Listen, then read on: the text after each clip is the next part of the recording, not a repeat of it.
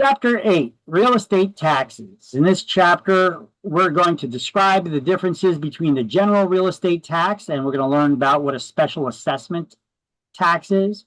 We're going to explain the taxation process as well, and learn a little bit of math.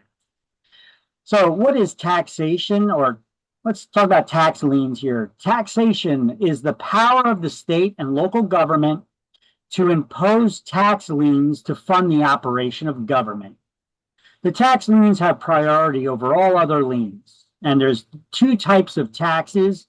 You have the general real estate tax that anybody who owns real estate must pay. It's referred to in Latin as the ad valorem tax.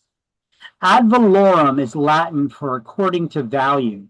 And that's what your tax is based on, the value of the property. In part, anyway. And then the special assessment tax, which is an improvement tax. Now, a lot of people misinterpret this as a tax that on improvements that you make to your property. No. That's part of the general real estate tax. Because if you make improvements to your property, it increases the value. So ad valorem, according to value, that would be net tax. So what are they talking about? Improvement tax for special assessment. Well, these are for improvements that your municipality makes in the area of the homes that will be that this tax will be imposed against. That those homes, those homeowners that tend to have the possibility of enjoying those improvements will have to pay for them. It's usually a one-time tax that's assessed against all those property owners in that area, and they need to pay it either in full or over a period of time or a period of years even, but they need to pay off that tax. Sometimes when we sell real estate, we need to find out if there's any special assessment taxes that have not yet been fully paid off yet. So we could get a listing, and it's possible that that's the case. So we need to make sure the seller pays for that. Also, it applies to condominiums too. Sometimes condominium complexes, remember I said they're like their own little mini governments? Well, sometimes they want to do improvements to the neighborhood, their complex. And maybe they're going to repave all the sidewalks and put in new railings and windows and storm doors and maybe redo the roofs and the siding or whatever. And they'll impose special assessment on every unit owner to pay for that. So they could impose like a $10,000 or $20,000 tax to pay for all of those improvements. You could pay it all now, or in installments, or many installments over a period of years. But it needs to be paid. And that's how they'll get the money for it. Okay, so let's get these highlights down from the page 135. Annual taxes levied on real estate usually have priority over other previously recorded liens. And the general real estate tax, or ad valorem tax. And then you have the special assessment, which is an improvement tax. Needs to know.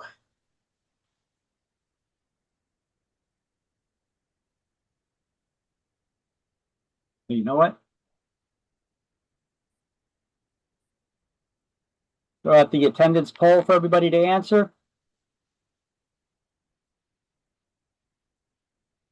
Everybody can see the poll?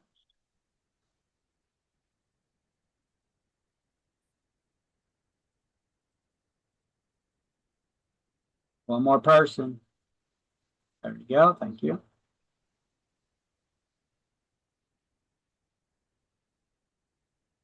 All right. Ad valorem is the general tax that all property owners need to pay.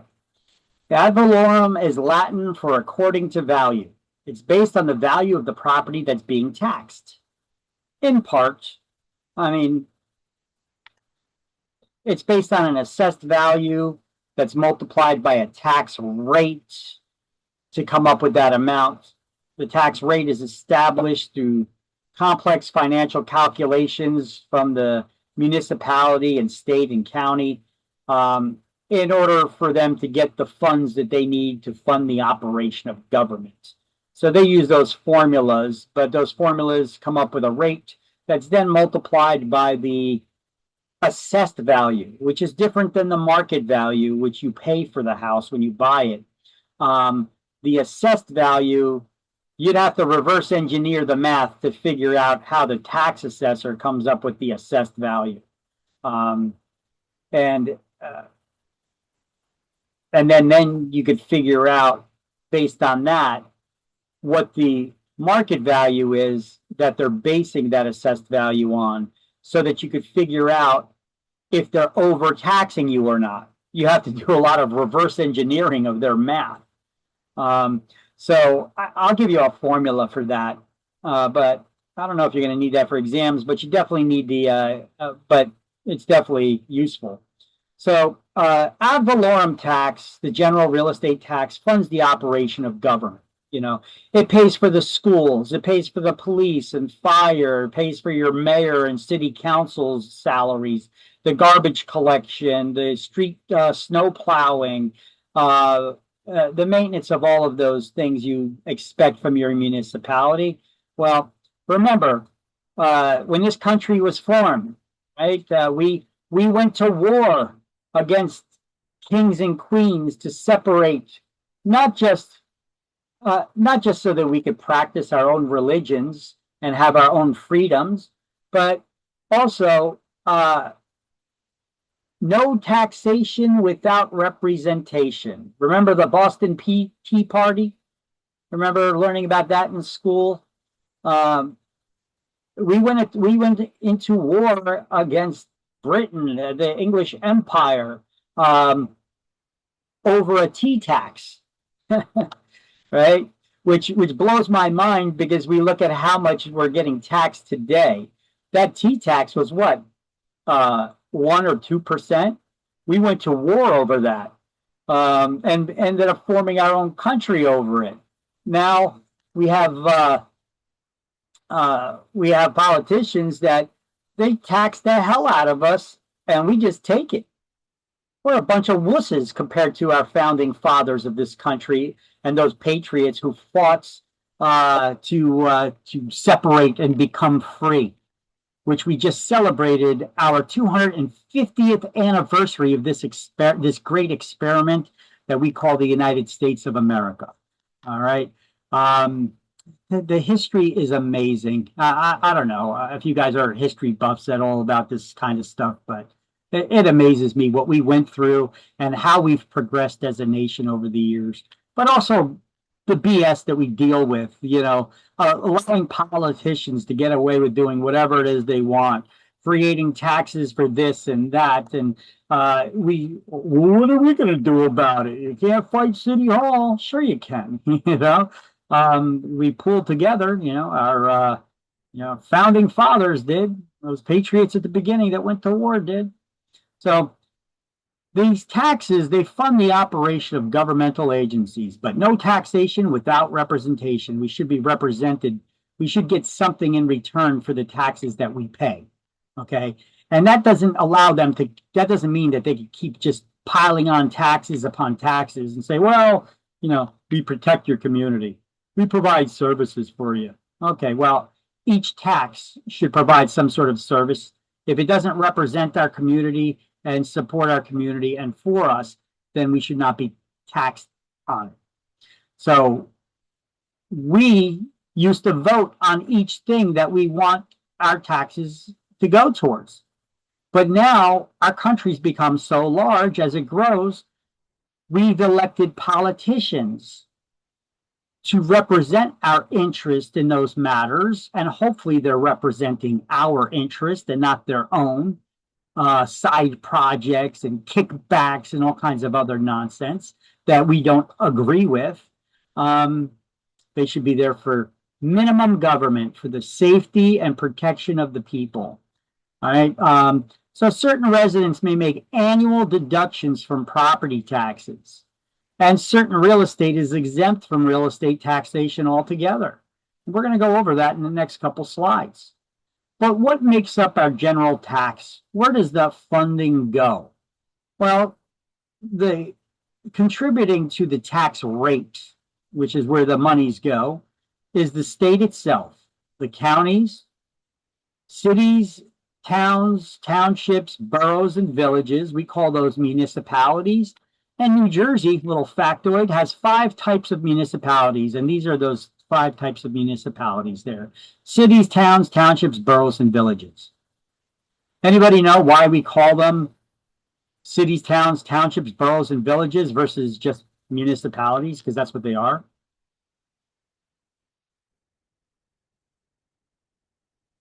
These are different forms of government structure to dictate how that municipality is going to be managed. You could Wikipedia them and look it up. Like just looking at a city, there's different structures for cities too.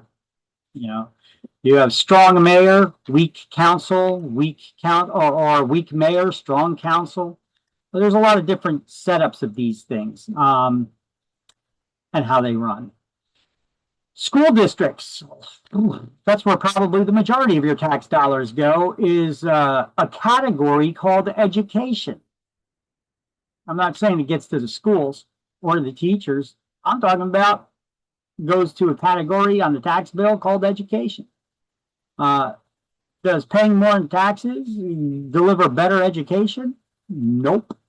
We've had an experimental project here since the 1970s, giving huge amounts of money to urban districts, saying, "Hey, they need the support because they're not rich. We need to put in more cash infusion into it." But you know what? All that extra money that we keep throwing at it, and that politicians tell us we need to continue throwing more money at it. Otherwise, you're evil and you're against the children and educating the children, which is all nonsense and hogwash, and we all know that. More money at education does not make for better education. You need parental involvement. You need good teachers that are educating their kids. We should do away with tenure. Tenure means if you work for a long enough period of time at an education system, it's next to impossible to fire you. You know, so the teachers then get lazy. All right. These are things that you should not have. Now, does all the money get down to the schools? No. Some of it goes to teacher unions, which is not the teachers, it's a union. Okay, they take it out of the teachers' paychecks, and often they kick that back to politicians to support them come election time. Because those politicians that keep throwing money at them, well, they're going to keep supporting them come election time so that they get more money next time. You know, it doesn't equate to better education.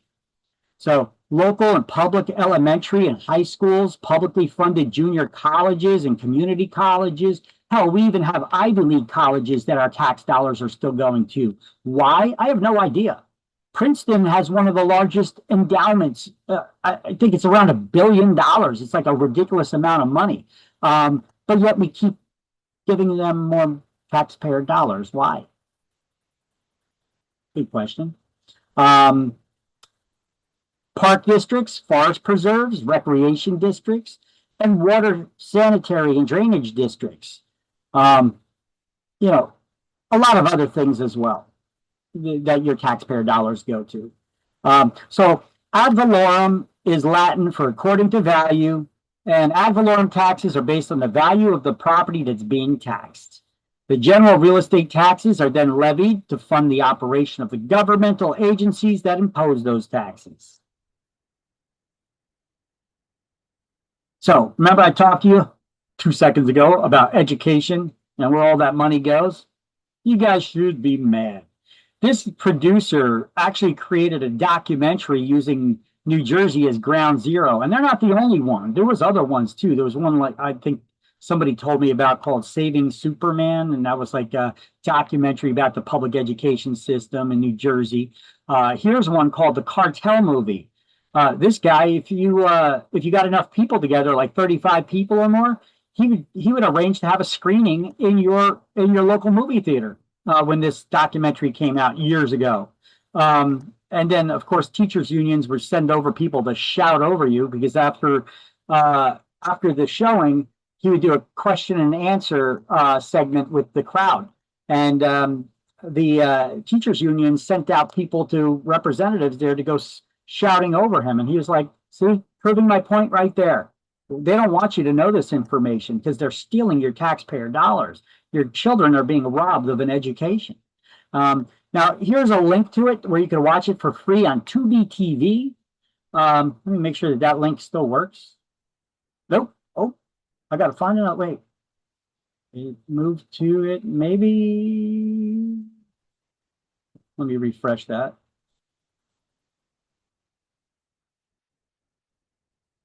Okay, it takes you to a link about this.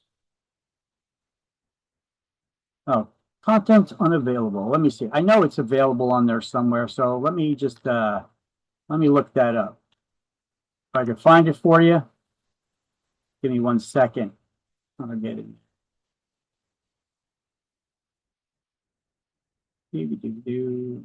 Future failed state. I know I have a link somewhere here that works about it. The Cartel Movie, it's called. You could Google it and find it as well. Cartel Movie. Huh. Used to be on Tubi TV somewhere where you could watch it for free. I don't know why it's not coming up right now. The Cartel.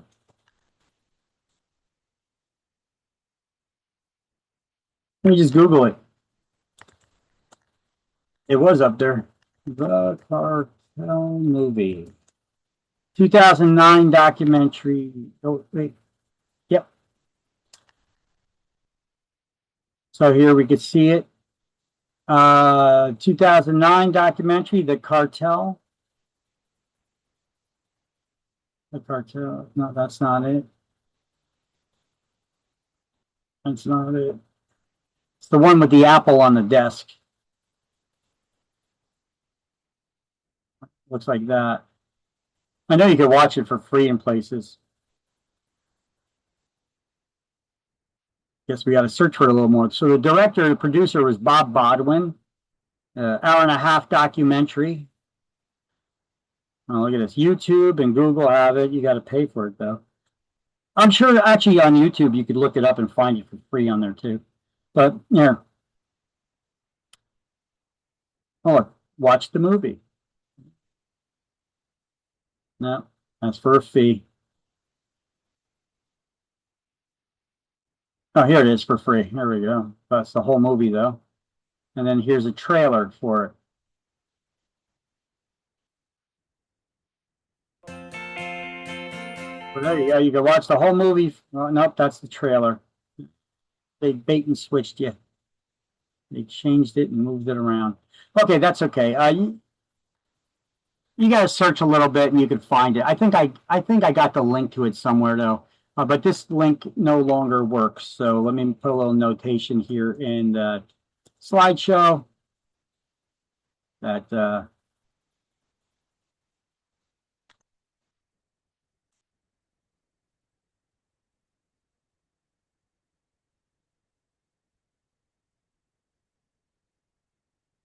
put a little note there about that. I have to fix that. But here I actually got the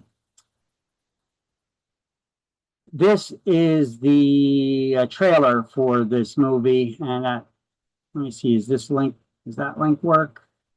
Is that the same one? No. This one just shows you the Cartel Movie, and it doesn't work. State, American Teacher. Yeah, this title for some reason is no longer available there. I wonder why they took it down.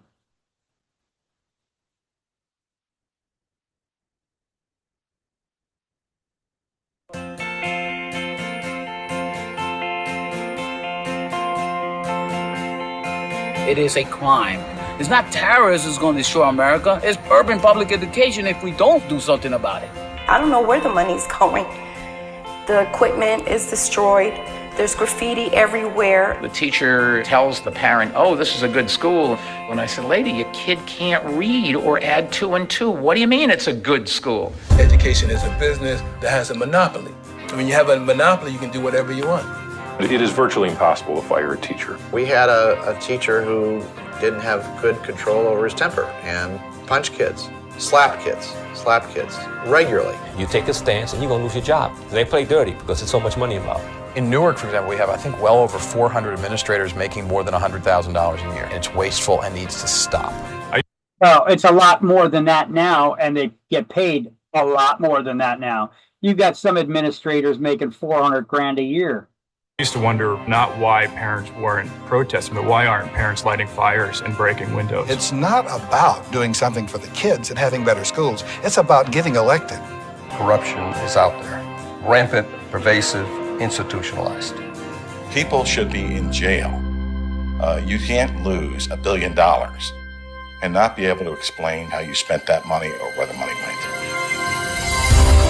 It's a sad saying, but they've been pimping our children for a very long time.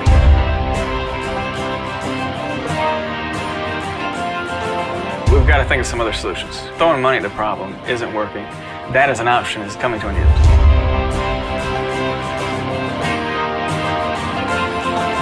They give respect to these kids, and they show that they care about them. Kids in failing situations, dangerous situations, we need to give them immediate relief. Yeah, I have kids who have graduated with diplomas from Camden High and Woodrow Wilson who don't know how to read for 12 years. What did you do with that child? What did you do with the money? It's just like, you ever seen that movie, Lean on Me? Yeah. It's just like that. It's just like that, but before Joe Clark. Before the baseball bat. Yeah, exactly. And that's a sad state of affairs right there. You know, they interview, this movie was really good, this documentary, because he interviewed teachers, parents, in all kinds of public schools, charter schools, interviewed teachers unions, interviewed charter school teachers, interviewed politicians from both sides of the aisle. And it really painted a picture about how the waste, fraud, and abuse is there. And this was in 2009. You know, I mean, this is a long time ago already, and the problem just got worse. Now you're getting kids graduating, still they can't read or write. You know, you guys see that video floating around? That one girl, it wasn't in New Jersey, it was somewhere else, but she got honor roll. She was the honor roll student, and she didn't know how to read or write. They sat her in front of the computer, and she used the computer doing searches on the computer and using AI to do the searches for her. You know, the voice searches and such, and you know, did all of her homework that way and did everything that way. It's shameful. You know, they don't even teach them how to do cursive anymore, write in cursive. They come up with nonsense like math is racist, you know, for excuses not to teach these children. You know, come on, this is ridiculous. These are just excuses. You know, these kids are being deprived of good education. But anyway, our tax dollars go to that. A huge amount of our tax dollars go to that. Our tax dollars also go to things like Green Space Expansion and Preservation Program, which is another joke from spineless politicians. Yes, politics plays a big role in real estate. And I don't care if you're on the left, right, in between, whatever. You need to be aware that politics plays a big role in real estate. Real estate includes your taxes, you know, your taxes, the development, all kinds of regulations. So this Green Space Expansion Program was put together by a bunch of spineless politicians in New Jersey that instead of them voting to create a new tax to tax us on, they put it up on the ballot. You know, when you go to vote in primaries and presidential elections and such like that, you guys know they got those public option questions on the side. Now, the way they word them can be a little tricky too. But if you don't know, if you haven't done a background and research and really looked into what it's about, those little explanations sometimes can be pretty biased. They're not supposed to be, but they're pretty biased. So unless you know the devil's in the details, and unless you know the innermost workings of that legislation, I suggest you always vote no on those public option questions. That's how they came up with cashless bail and passed that in New Jersey. And right after it was implemented, some lady got murdered by her stalker. You know, I mean, cashless bail, it allows judges to let people out, you know, instead of having the option and examining if they should be in jail or not. They allowed to be released without bail. You know, the cashless bail, and that wasn't safe for us. Here's a program that was phrased as protecting our parks, preserving open space and parkland, and improving parks. Now, have some parks been built and been improved upon? Yes. But for the money that they're collecting for this, I would say that there is more kickbacks to people than anything, to rich people, the politicians. So basically, they got rules in place. They put this on a public option ballot, and they phrased it as that. So the public voted for it. But other things that details they didn't put there in that little blurb about these laws that they put on the public option to preserve open space and parkland. Everybody's like, yeah, I'm for green space, open space, parkland. Yeah, that's cool, you know. But they didn't tell you, hey, this is a new tax. It's 1% additional tax that'll go towards this. Oh, by the way, if they need more money, the politicians can then raise the tax without coming back and asking you. Okay, now where does this money go? Does it go to building parks? Well, it also goes to buying people's rights. So let's just say you got some rich person that's got a mansion, their property's all built out, they got their guest house, they got their horse stables, it's all built out as far as they're going to planning on building any more on it. So what they'll do now is the government will throw a boatload of money at them to buy their rights to further develop on their land, to preserve that open space. Okay? It's like a big payout. And look, even politicians are taking advantage of this. My municipality in Linden, we have the Linden High School, across the street's the Votech, and then there's a big grassy area that's about a half a block long that they use for like ROTC practice and all kinds of stuff like that. Well, the city said, well, we're not going to be selling it and we need money. So what we're going to do is we'll take the payout from this open space program and green space program and for us not to develop on it. We have no plans to. Well, a couple of years later, they want to develop on it now. So what happens if you develop on it after you took money? Well, you're going to have to pay back some of that money and pay a fine. Do the politicians care? Is it coming out of their pocket? No, they just take it from the taxpayers anyway. They may have to raise your taxes a little bit to cover it too. They don't care. So this is all the kind of nonsense that's raising your taxes. Let's take a look. I took some pictures of some properties like this. Here's one in Edison. Preserved by the open space. This is that green space expansion program. They got the sign there. This is on Inman Ave and Featherbed Lane at the light there. Here's where certain time of the year where those bushes get all overgrown. Here's another view of it when it's not all green. Just got a bunch of dirt in there, fallen trees and stuff. Hey, but they're preserving the open space. Look at that. See all the garbage there? So they bought this property, not that somebody was going to build a house on it anyway, right there at the light, you know. So they didn't buy the property. They bought the rights from the owner not to build on it. So there you go. They don't need to pay taxes on it anymore either because they can't build on it. And it's a big open space. Yeah, I'm sure there's a body or two in there somewhere. Joking. Okay, so it's how politicians waste our money and get more out of us. So the tax benefits available and exemptions from the general real estate tax. Oh, it's lunch, so we'll go over this after. All right, so tax benefits there are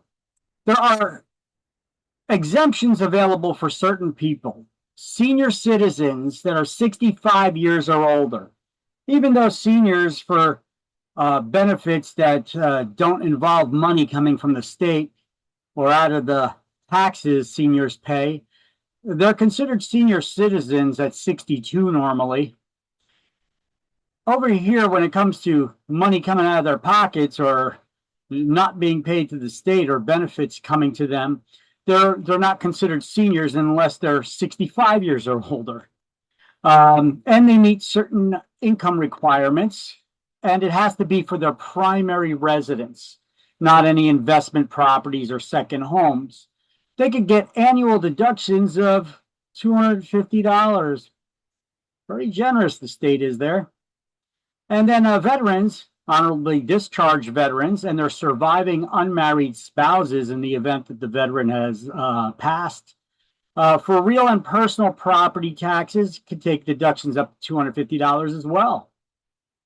Now, disabled veterans and non-veterans, if they're totally disabled, they could get up to 100% total tax exemption on their property taxes. There's a senior freeze available. That senior freeze program had been renamed to the PTR, stands for Property Tax Relief Program. If you go down to your city hall to pay your property taxes and you want the booklet, though, to sign up for it, you better call it by the right name. Otherwise, they may play semantics games with you and act stupid like they don't know what you're talking about. And you ask for the senior freeze booklet, oh, there's no such thing. You could even describe what the program does and they could play games with you. At least that's what they did in my town when I tried to get the senior freeze booklet for my father years ago when he was still alive. I eventually got it.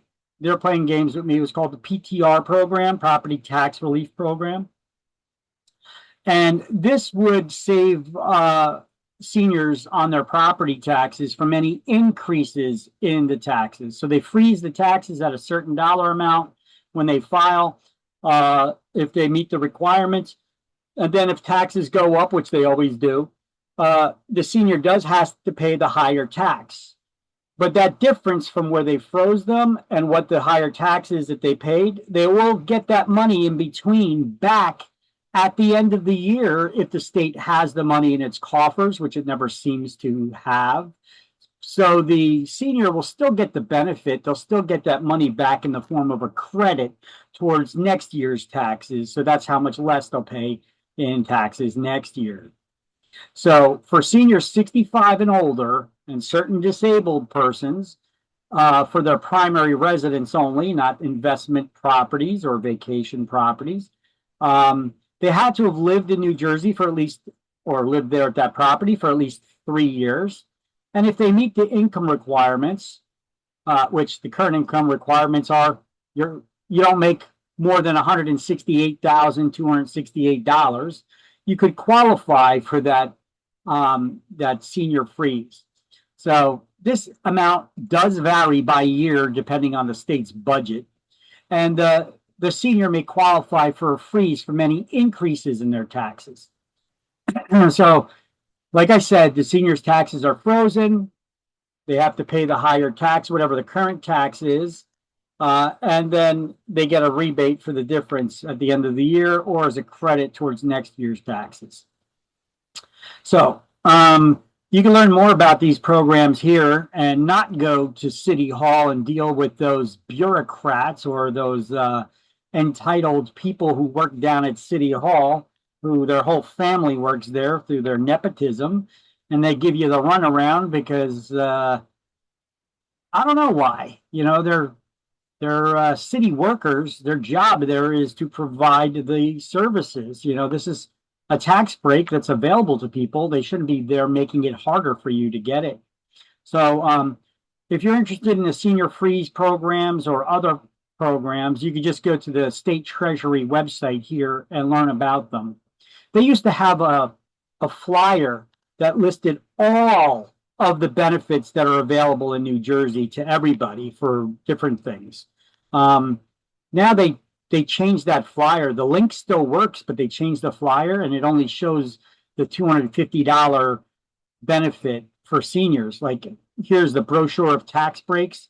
If I were to click on that, it opens up that PDF document. It used to show every tax benefit available in the state. Well, that link still works, but they changed it. Now it only shows the $250 break for seniors and disabled people and surviving spouses of veterans, the $250. It doesn't show any of the other benefits anymore. And they changed that in 2022 for some reason. I don't know why. Making it harder for seniors and people to get tax breaks in the state. They don't want to give up your money. That's why. All right. Now, there was a proposal for seniors for a tax cut in their bill. It was supposed to totally eliminate the taxes, property taxes for seniors who met the requirements. However, our New Jersey politicians said, no, we can't give up all that money. We'll give up half of it. So instead, they decided they would cut the seniors' tax bill in half. And then since then, they played with it a little bit and they said, okay, well, we'll cut their tax bill in half, but only up to a certain dollar amount. And then you have the new governor, Mickey Sherrill, who comes in and she's like, you know what? We're not going to give them any tax break whatsoever. So she introduced the largest and just passed the largest budget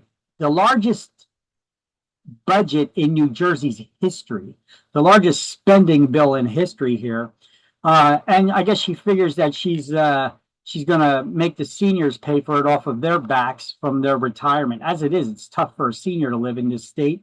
We got the highest taxes in the country, the highest property tax rates in the country. So she figures that the seniors will foot the bill, at least part of it. So she wanted to totally cut away that already approved legislation that allowed seniors to cut their taxes in half, but only up to a certain dollar amount. If their taxes were only up to a certain dollar amount. Now it came back, kind of, sort of. I don't know what it is now, what it ended up being, but they kept playing with it. It's called the Stay NJ. The whole idea of this legislation was for seniors not to move out of the New Jersey and go down to states that don't charge property taxes, or states like Florida that would not tax the hell out of their seniors there. They appreciate their seniors. So let's see what they ended up doing here, if they modified it at all. No, it's still talking about Phil Murphy. It's not talking about any modifications here that our wonderful new governor made. Let me see. No, they haven't touched this here.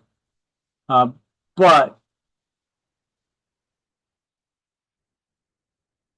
the cut would be 50% of the property tax bill in their principal residence. Yeah, but then they changed the rules. They said, yeah, but only up to a certain amount. If your taxes are up to $12,000.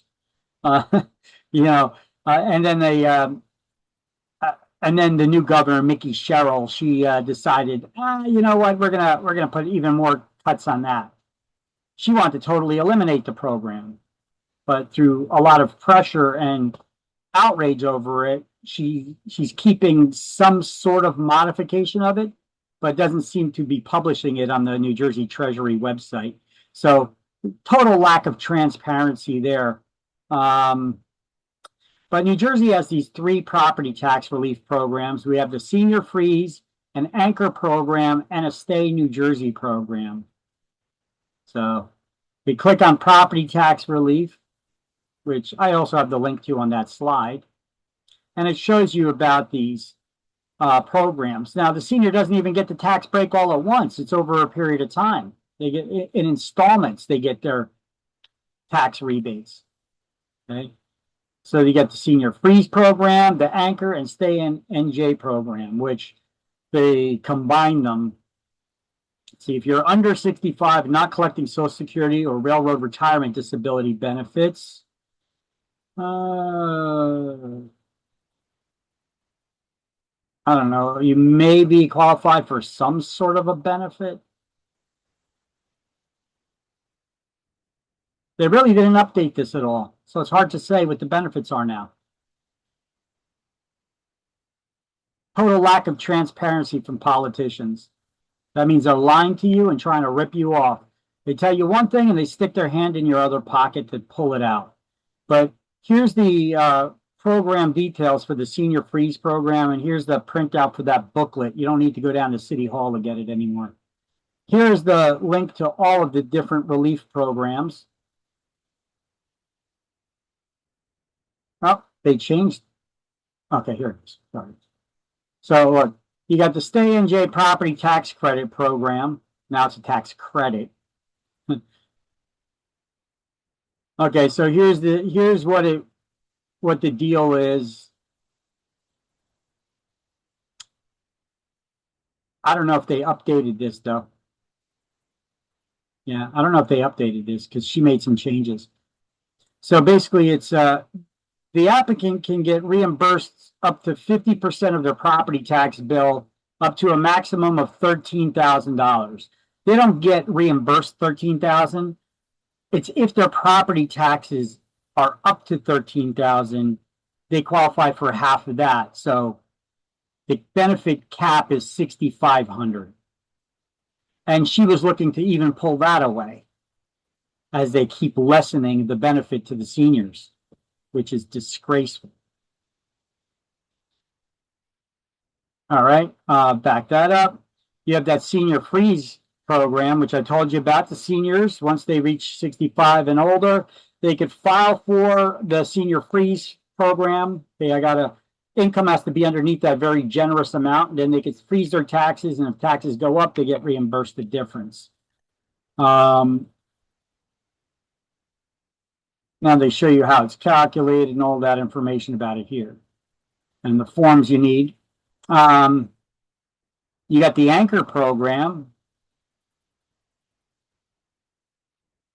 Benefits is based on your residency and income, not so much your age. And property tax credits, eligibility requirements.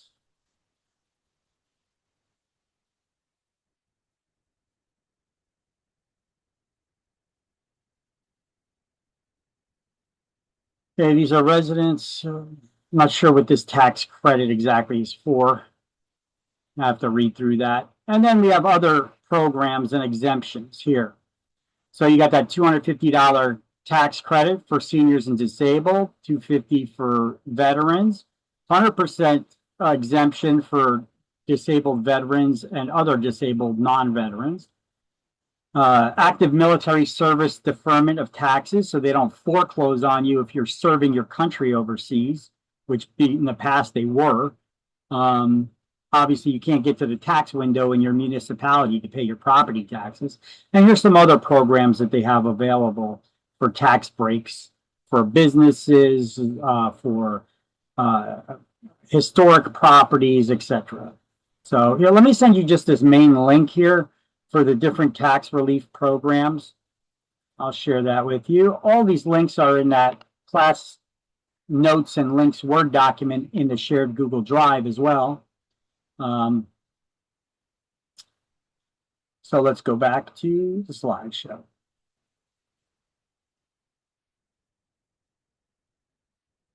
So let's highlight now the information about that. 65 years of age or older or disabled people can take annual deductions of $250. So can disabled veterans or honorably discharged veterans and their surviving unmarried spouses, as long as their spouses didn't remarry after their veteran husband were killed in action there. Totally disabled war veterans or unmarried surviving spouses may be granted full property tax exemption. Senior Freeze program allows homeowners age 65 or older who meet rather generous income limits to apply for reimbursement from any increase in property taxes. That's that PTR program. Don't go down to the City Hall and ask for the Senior Freeze booklet. Well, they may give you the runaround and tell you that there's no such thing like that, like they tried to pull with me. And look, even if you're a renter, you qualify for some of these rebates because they estimate that 18% of your rent the landlord is using to pay the taxes. So renters can deduct up to 18% of their rent.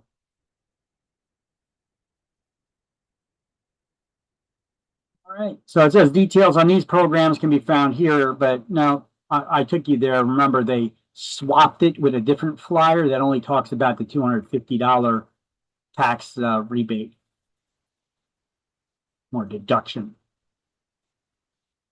Okay, everybody get this from page 136.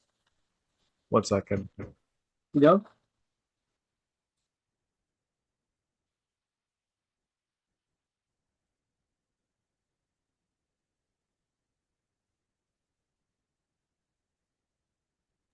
Okay, got it.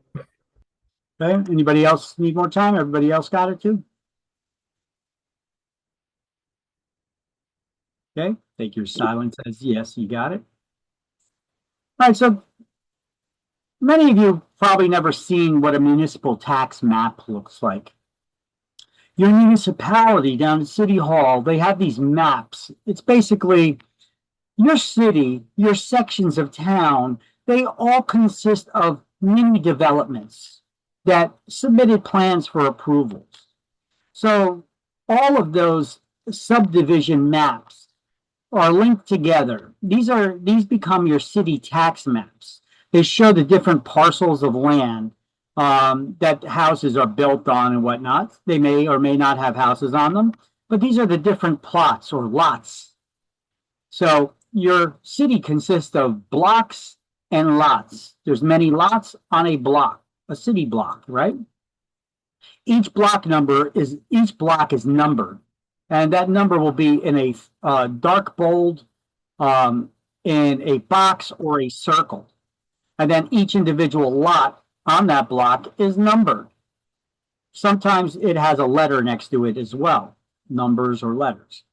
So in this example, what's highlighted here, that's block number 335, lot number 5. So block number 335, lot number 5 right here. And if you zoom in on it, it also tells you the lot's dimensions, the size of the lots. And then the address is over here too for this street. That's what a municipal tax map looks like. And you could piece them all together and have a map of the city. We could get access to those through our tax records, through our MLSs. Some MLSs give us better tax record systems than others that also pull up tax maps. Okay, we'll get into those again in a little while. But now let's talk about another tax break that's available for farmland, agricultural property. Farmland, farmers need tax breaks because if they have to pay the same tax rates, those extremely highly inflated tax rates that homeowners have to pay, the highest rates in the country, we would not be called the Garden State. It'd be impossible to run a farm. So farmland gets a 98% discount on the taxes. 98%. So they have a 98% tax break, and the farmers need that too in order to run the farms. There's not that much markup at the farmer's level anyway. So what does it need? What do you need in order to be considered genuine farmland? Well, you have to have at least 5 acres in size. You have to have a lot that's at least 5 acres in size, exclusive to any home site. So you don't count the property that the house is sitting on, but all the property around it has to be at least 5 acres.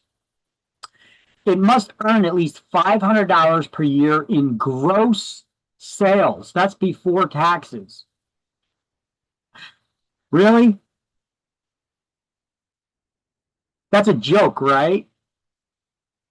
What kind of farm only grosses what kind of legitimate farm only grosses $500 a year in sales? I mean, they spend more than that in seed and feed and,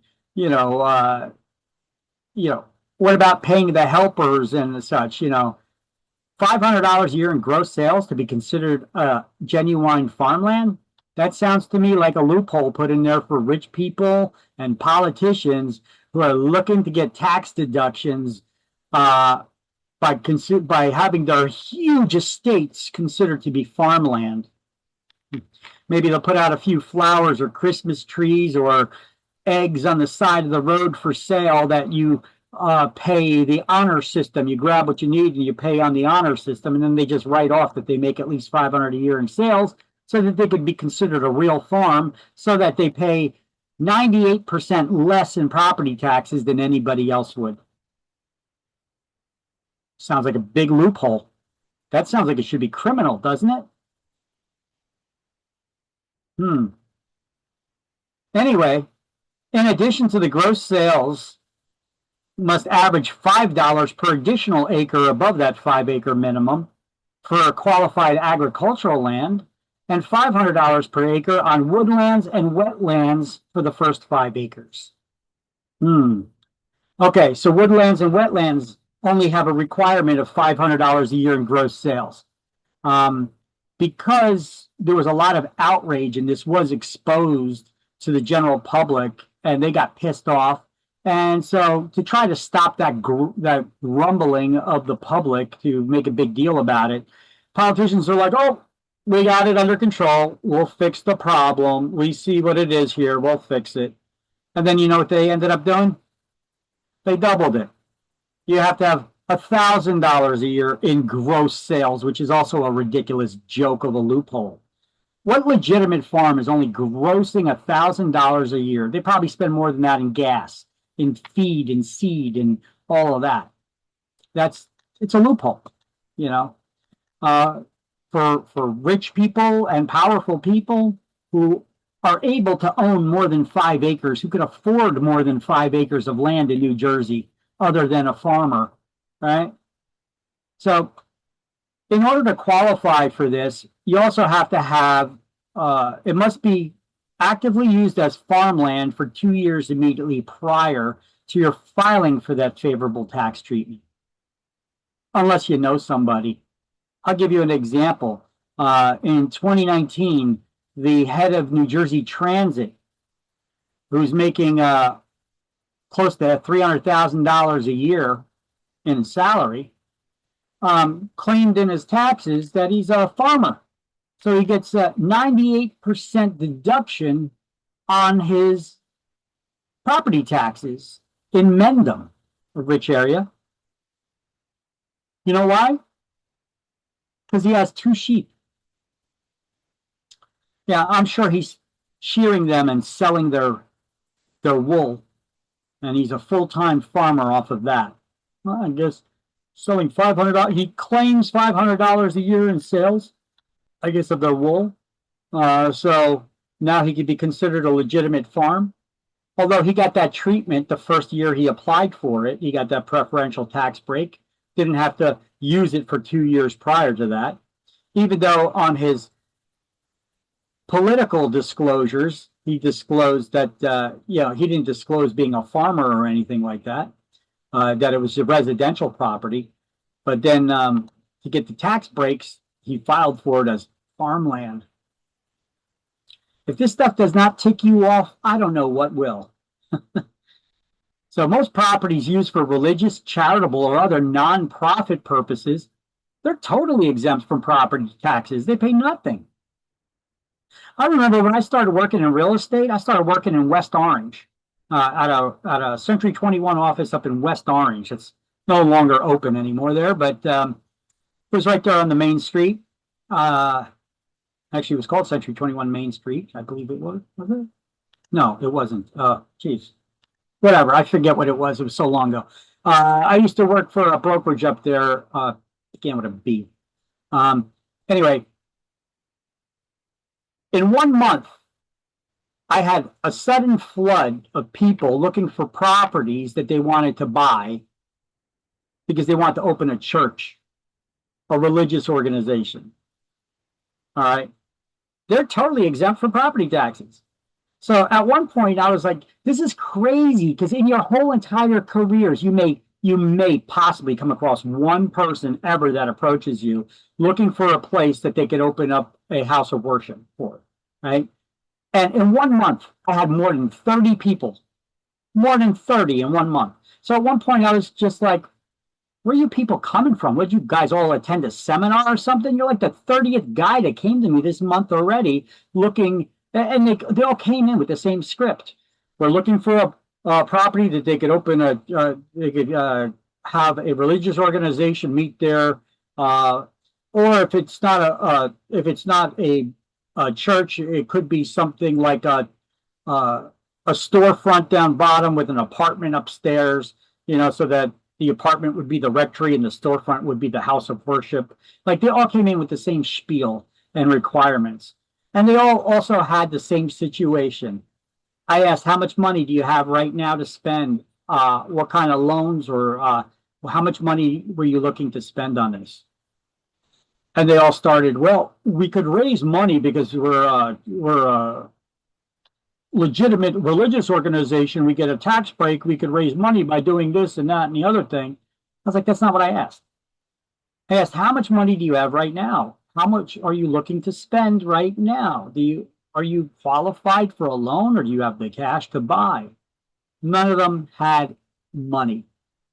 And then one of them just let me know they actually did attend a seminar that tells them how to avoid paying property taxes. You get yourself registered as a genuine religious organization, and in order to do that, you have to have a congregation of X amount of followers that meet at least so many times a month, and then you could be considered, in the eyes of the tax man and the IRS, a legitimate religious organization. I guess kind of like those Al Sharpton, the preacher Al Sharpton, people like that, those fake priests that are just going to get tax breaks and avoid paying property taxes anywhere.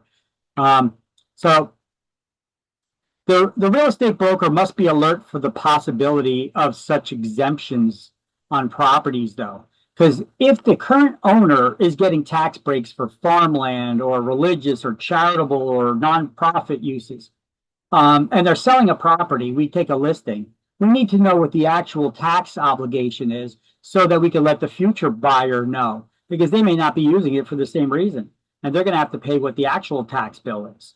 We could find that out by going to the tax records and looking it up. So don't just take somebody's word of what they're paying in taxes, because they could be getting tax breaks. They could be getting rebates. Don't ask them what they're paying. Ask them what the true tax figure is on this property, minus any, not counting any deductions or exemptions that you may have. That's important for us as real estate professionals to find out, because you got to advertise what the true tax figure is when you get a listing, not any discounted a rate that somebody may be paying. Everybody got these highlights down?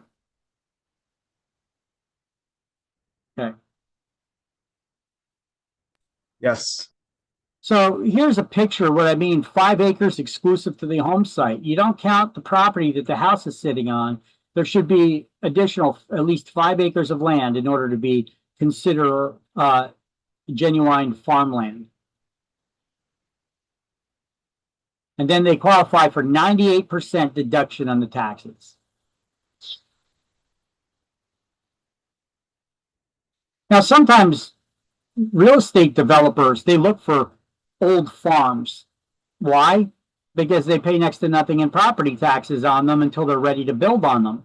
And then when they're ready to build on them, they got to pay, there's a rollback tax. They got to pay the last 2 years true tax figure on those properties when they convert it to residential or whatever they develop there. But in the meantime, while they're just holding it, they pay next to nothing on the property taxes. So they don't, this is why they seek out like farmland and stuff like that, where they could pay next to nothing on the property tax. It's a loophole that a lot of people use. So this guy, the head of the New Jersey Transit I was telling you about, who made $280,000 salary a year, only paid $19.42 in his property taxes, less than a $20 bill for his home in Mendham, because he owns 2 sheep. So he claimed that it was farmland. His name is Kevin Corbett. So he made $281,000 a year. And on his financial statements disclosed that his property was residential. However, county tax records, he's been filing it as farmland and said it's been farmland since 1950, even though he just bought it.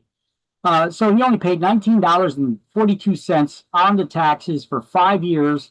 I'm sorry, for the 5 acres of property that he owned in Mendham, assessed at $900 value for farmland use. And the portion less than 1 acre, which his home stood on, had an assessed value of $973,500, not counting the 5 additional acres he had. Just for that little property that his house stood on, it was valued at $973,500, and he should have paid $20,609 in taxes. But instead, how much did he pay? $19.42. Pissed off yet? What about former Republican Governor Christine Todd Whitman? She came under fire. She's one of the worst governors we ever had. I guess second to our last governor, and then this other numbskull we got in office now. Former Christine Todd Whitman, she came under fire during her tenure as governor for 2 estates that she owned in New Jersey by claiming she sells firewood. Yeah, I pictured that. If you guys recall, she was like a skinny waif of a woman. You know, what is she, chopping down trees? You picture her out there with a chainsaw or an axe chopping down trees and selling Christmas trees? Yeah, I'm sure she just claimed and was willing to pay the income tax on $500 of sales of trees just so she could get that 98% tax break on her property. And the same thing happened with the Democrat, Senator Ellen Carter. Now, there's many, many more than this. These are just the ones I found in a quick, brief lookup. They show you the oldest ones, but I'm sure you could do an AI search and find some maybe newer ones, where she saved tens of thousands of dollars on her property taxes in Marlboro by selling about a half dozen Christmas trees a year, too. Okay, so another one selling Christmas trees, yeah. Now, what about Bruce Springsteen? Is he known for being a farmer? No. Well, he pays $138,000 a year in taxes for his 3-acre home, for the 3 acres that his large mansion sits on. He's got a 3-acre home. So he pays $138,000 a year in property taxes for that in Colts Neck, expensive area. However, his backyard is bigger than that. He has another 200 acres that on the far side of the property, he hired a part-time farmer to do a little gardening and growing some organic tomatoes. And he also owns horses because he likes to ride horses on his property.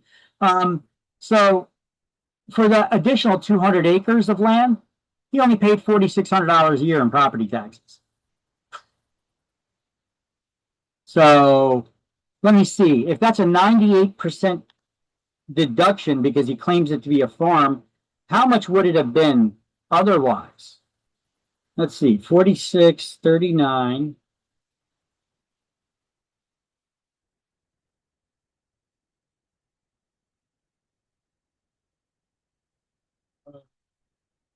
It's 39.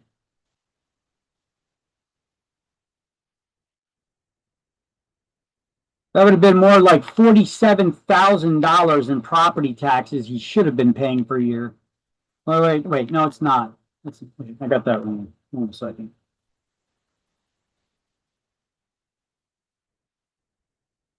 $46,039.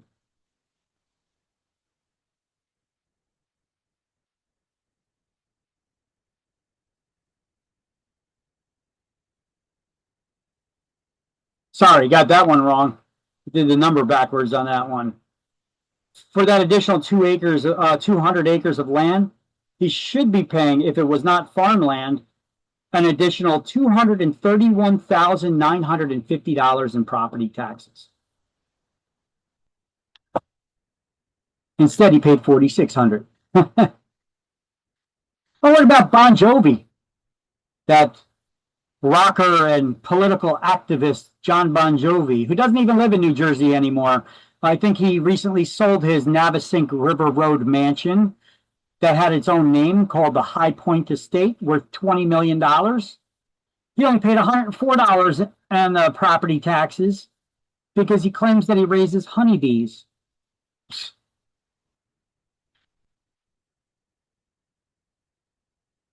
How much do you guys pay in property taxes? Or your parents, if it's not you? Way too much. Does this piss you off? I don't know about you. This stuff angers the hell out of me. These are fake farmers that are using a loophole. Bon Jovi, Bruce Springsteen, they're not farmers. You know, they're getting those tax breaks. They should only get tax breaks on the section of the land that's actually being used for farm. You know, so even though he pays Bruce Springsteen pays a part-time farmer to grow some organic tomatoes, well, just a section of his property that's actually used as farmland should get that tax break then. There should Yeah, what is the reason why the full 200 gets it? If they're only using... Well, he's got horses too, you know, and they got to have room to trot. Oh, all right. He likes to ride his horses on his Colts Neck property. It's got a big, beautiful estate there. You ever drive down there in that area where you could drive? They got these long country roads. I like riding motorcycles, so I go with a group of motorcycle riders, and we like to go in those back country roads and stuff we have in New Jersey with all the farmland. It's very peaceful and beautiful out there. And you could drive, and sometimes they've got picket fences, sometimes they've got these stone wall fences. And, you know, I think on his estate, he's got one of those stone wall fences that goes on that seems like it's like a mile. You're just riding and riding and riding. And it's like, that's a huge property. And you haven't even seen the house yet, you know, riding and riding and riding, you know. Don't see any farm or anything. Then you finally see the arches for the big gates that open. And that's his property that he pays next to nothing on property taxes on. It's insane. Now look at this guy, $20, less than. How could you claim to be a farmer, and you're the head of the New Jersey Transit? It's crazy. Pays $20, less than $20 on property taxes. It's crazy because he's got 2 sheep. Do people who, I know there's people that they raise like chickens to get their eggs and stuff. Can they claim they're a farm, or they have to be selling them? If they have an additional 5 acres of land in addition to the home site, and yes, you got to be selling them. It's got to be $500. Yeah. Okay. Yeah. Well, it's $500 in sales if it's. Remember, they changed the law. However, remember, on your exams, it's going to be the exception to the rule rather than the rule. It's actually $1,000 of sales per year, unless it's wetlands or woodlands. Then it's $500 a year still. It used to be $500 a year for the regular land, but the wetlands and woodlands was less than that, like $250. So now it's $1,000 because they doubled it. You have to gross $1,000 a year in sales, unless it's wetlands or woodlands. Then it needs to be only $500 a year. So on exam questions, when they ask you this, and they will give you a question to be considered genuine agricultural property, how much a year do you have to gross in sales? It's $500. Don't go with the 1,000. Go with the exception, the lesser amount. Okay. Now, so here was the whole story of it. You know, people found out because, you know, a while back, Bruce Springsteen and Bon Jovi got together with a bunch of other people, and they had a concert that they called it Farm Aid. I don't know if you guys recall that. They acted like they were sticking up for the back of the farmer, because the farmer is the bone of America, you know. And Bruce Springsteen with his American flags, you know, I'm American, you know, I'm a patriot, I'm American, stick for the backbone of the farmer, who's the backbone of the country. We need to stick up for them. We need to have this concert to raise money for farmers and to fight for legislation to help to have the government give farmers money to help run their farms. You know what? Good argument for legitimate farmers. Fake farmers, not so much. But they didn't tell you back then that they were those fake farmers getting credit for this. That's when the story broke out, and that's when they came out with all this legislation that doubled it to $1,000, which is still considered ridiculously low. So Jeff Tittle, the director of Sierra Club's New Jersey chapter, Sierra Club is like an environmentalist group. They're anything from conservative, right wing, or anything like that. They are far left as you could get. And this guy, Jeff Tittle, the director of the Sierra Club's New Jersey chapter, even called that $1,000 figure a sham reform.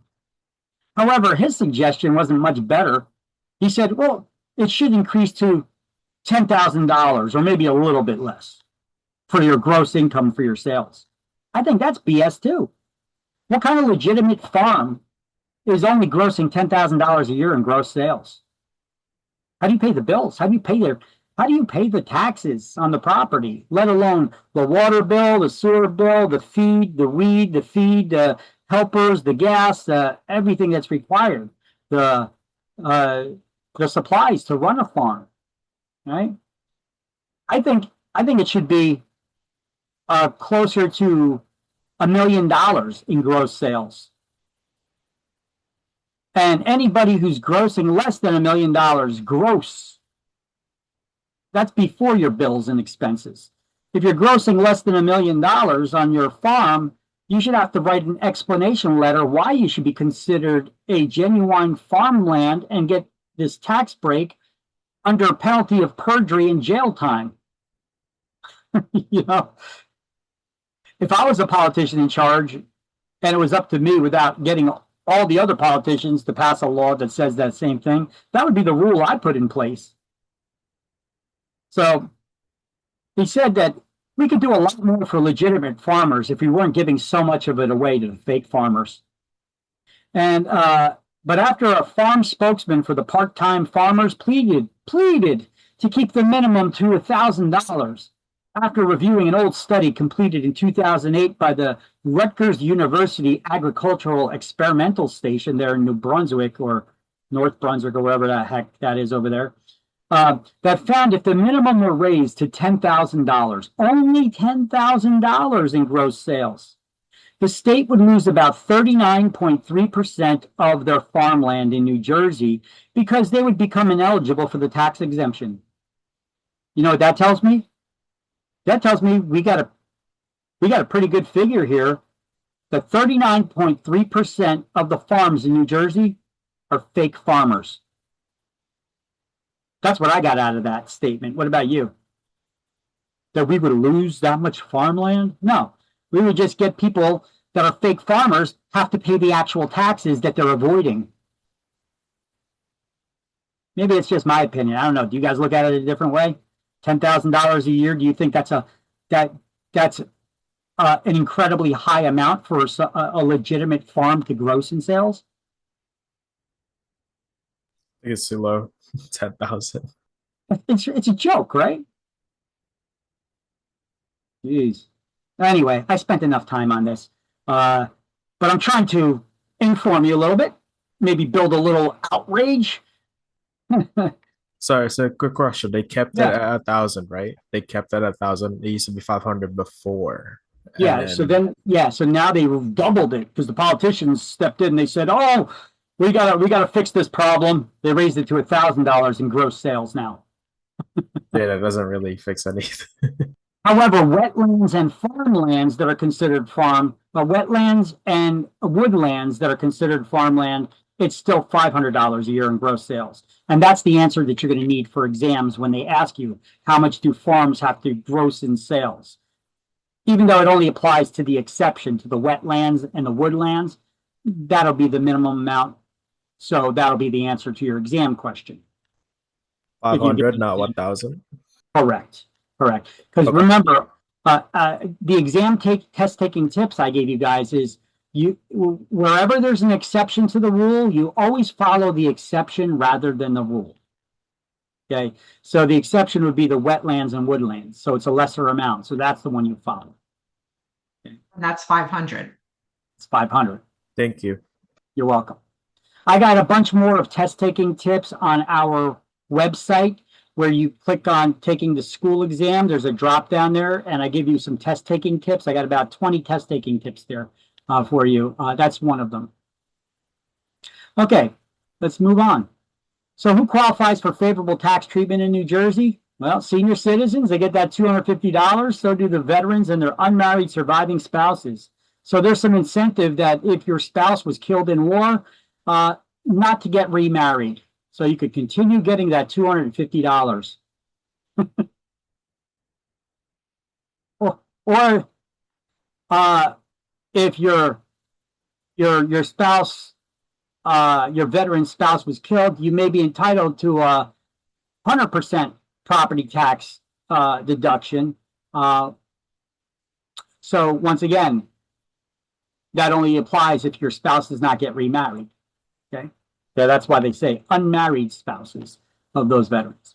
Now, farmers, they get that farmland 98% reduction in property taxes, and then 100% total exemption for religious, charitable, nonprofit, disabled non-veterans, and disabled veterans and their surviving unmarried spouses are entitled to that as well. So you may want to snap a picture of this because I got everything listed right there. Who's entitled to favorable tax treatment? And this doesn't even count the senior tax freeze, The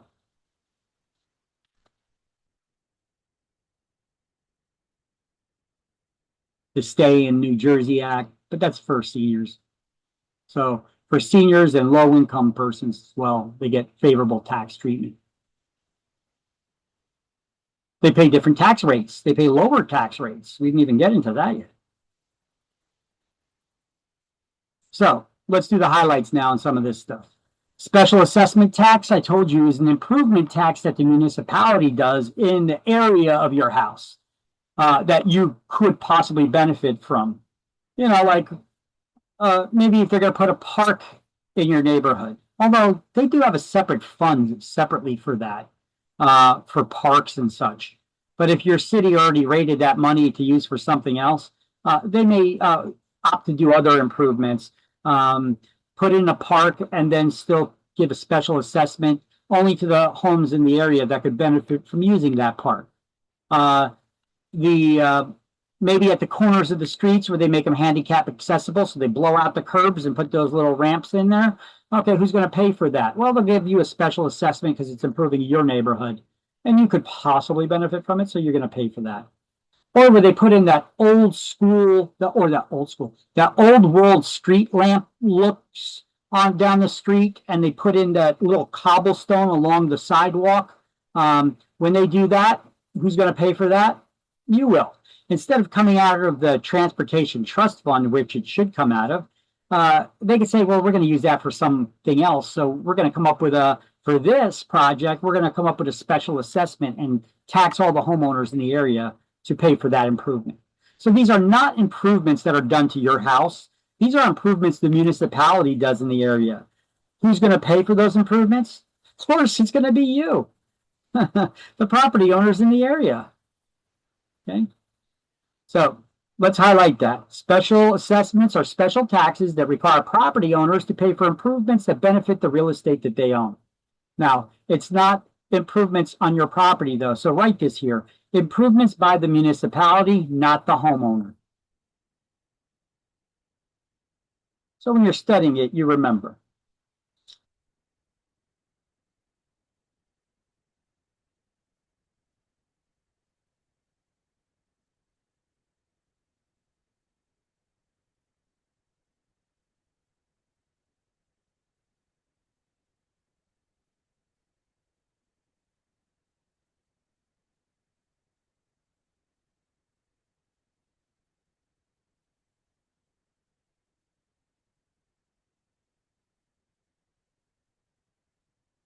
Yeah, everybody got those highlights?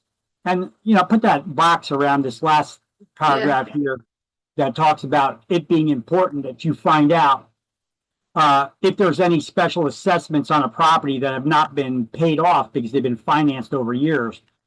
You can't expect that incoming buyer to be slapped with a big surprise. Hey, there's an unpaid tax on this property you need to pay now. So that should come out of the seller's proceeds to pay off that tax that they may have been taxed years ago, but they're still paying off.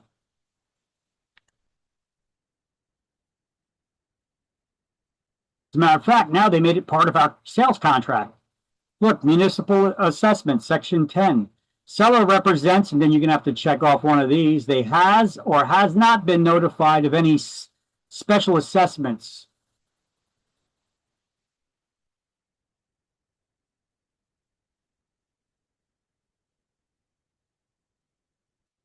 Your assessed value. There's different types of value. What is value? Can you go back to the previous slide just really quick? I just want to. Sure. Sorry. Sure. This one or the one Yes. before? Okay. Thank you. You're welcome. Okay, so value could have many meanings to it depending what you're talking about. Okay. Yeah. The assessed value. Well, let's start off with market value. Market value is a value that a buyer is most likely going to pay based on, you come up with market value based on similar properties that have recently sold that are similar in size, style, location, amenity, age, condition to the subject property we're trying to value. If they recently sold, you know that that subject property should sell pretty close to that. So market value is using an educational, I don't want to say a guess because you're, but it is an estimate of value based on supportable evidence of other homes that are similar that have recently sold. That's a market value. We also have market price. That's how much it actually sells for. In a perfect world, the market value and market price are one and the same. But we also have something called assessed value. Assessed value is a value used by the tax man. You know, it's used for taxation purposes and is not a reflection of the actual market value of the property. Usually when we're trying to figure out the value of a property, we're trying to figure out all of it. Assessed value, there's a formula put to it. And for us to be able to reverse engineer that formula that the tax man used to come up with an assessed value, we don't know if the tax man is overtaxing us or not, overcharging us in taxes, because it's based on the value of the home. And it's hard to tell what value the tax man's basing that on if they're giving you an assessed value. Because you're like, if you ever look at a tax bill or that thing, that postcard that comes in the mail and says, this is your assessed value, this is not a tax bill, it's just telling you what you're going to be billed. It says, you look at the assessed value versus what you know your market value of your property could be. You're like, damn, I thought my taxes were high, but if they're basing it on a value of only this, I better keep my mouth shut or my taxes are going to go up because my house is worth way more than that. Yeah, it's a trick. You have to reverse engineer the assessed value to figure out what market value the tax assessor is using. And then you can determine whether they're overtaxing you or not. But there's also another little gotcha to it. The tax man is allowed a 15% margin of error. So they can overtax you up to 15% and you cannot win or do a tax appeal. Only if they overtax you by 15%, if they overestimate the value of your property by 15% or more, can you win a tax appeal. So you got to figure that out before you start that process. So each year, the community, a certified tax assessor, lists the values of all properties as of October 1 for the tax year that begins the next January 1. Yeah, but that's an assessed value they list. This assessed value is what the year's taxes are based on. And New Jersey has a set goal of full value assessment. That means assessing all properties at the full market value. However, that's almost impossible to attain, because in order to do that, they'd need to get an appraiser in each and everybody's house each year. So to assess the real estate at 100% of its true market value.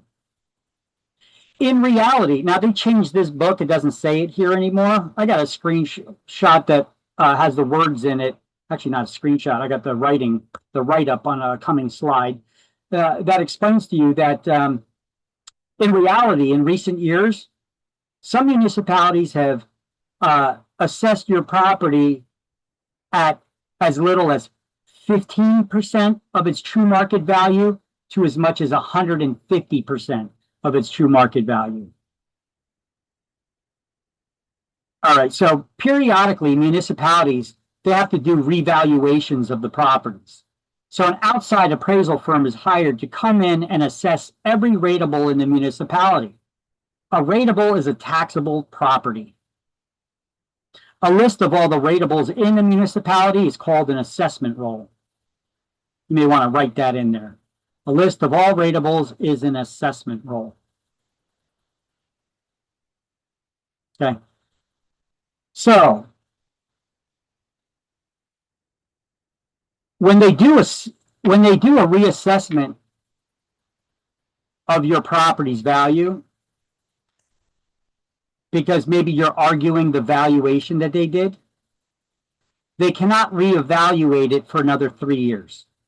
So your valuation is frozen for 3 years at that amount. Otherwise, they come in and they try to reassess the value every year. Well, they can't do it every year. Legally, you could only reassess property values every 18 months. That's as quickly as you could do it. I know politicians may want to raise your taxes and get more money out of you by reassessing the value quicker and jacking it up more. But there's other ways for them to do that. Instead of jacking up the assessed value, what they could do is raise the tax rate, which they multiply by the assessed value to get more money out of you. Then we have a real estate market crash where a lot of property values were then half of what they were during the peak of the market, but yet people's taxes still went up. Weren't you scratching your head wondering how that's possible? How come my taxes didn't go down? They went up, even though my property value went down? How does that work? Well, they have little tricks of the trade, little tools there. There's also something that the assessors can do. I had an appraiser explain it to me once, but it was kind of complicated and it had my head spinning, so I didn't even quite grasp it. But that's in addition to raising the tax rates. Okay. Now, if you want to figure out what market value your tax man is assessing your property's taxes at, there's a way for you to figure this out. So if you want to calculate, do some reverse engineering of the math to figure out what the assessed value your tax man is estimating your property's value to be at, because remember, your property taxes are based on its assessed value. But the assessed value is different than the market value. You know how much your home is worth based on the market value. So if you want to figure out if they're over assessing the value of your property to calculate the taxes, you have to reverse engineer the assessed value to figure out what market value they're using. And here's a formula to do that. You take the assessed value, divide it by the tax ratio, and then multiply. Now, the tax ratio is different than the tax rate. There's two numbers you need to get. If they don't send it to you on that postcard that says this is not a tax bill, which most of them don't send you this information anymore. They really limit what they give you. You got to hunt around to get it or call the tax man to try to figure it out. Tax ratio is used to reverse engineer the value of the property, the assessed value. The tax rate is used to determine what taxes are being charged. So you take the assessed value, divide it by the tax ratio, and then you multiply that by 100. And that'll give you the market value that the taxman is estimating on your property. And if they're off on that figure, you could do a tax appeal. But keep in mind, they're allowed a 15% margin of error. You're allowed to be off. They're allowed to overestimate the value of your property by up to 15%. So if they overestimate it by 15% or more, you could do a tax appeal. And if you do a tax appeal and you win, they have to lower your estimated assessed value to whatever amount it should have been, and then they have to freeze it at that for the next 3 years. They can't reassess your property value for the next 3 years. And then 3 years later, they'll assess it. Now, I've actually done this before, and I won a tax appeal and had the taxes frozen for 3 years. The value frozen at 3 years. But right after winning the tax appeal, the property taxes went up. How's that possible? Well, I argued the assessed value, and I got them to lower the assessed value. You're not doing a tax appeal to lower your taxes. You're doing a tax appeal to lower the estimated assessed value of your property, which then the taxes are calculated based on the assessed value. So if they raise the tax rate, then your taxes go up. So I guess they raised my tax rate by that much that my taxes still went up. I won a tax appeal that they overestimated the value of my property by 35%. And my taxes still went up. That's New Jersey. Wow. You know what our state motto is, right? Welcome to New Jersey. Now go home.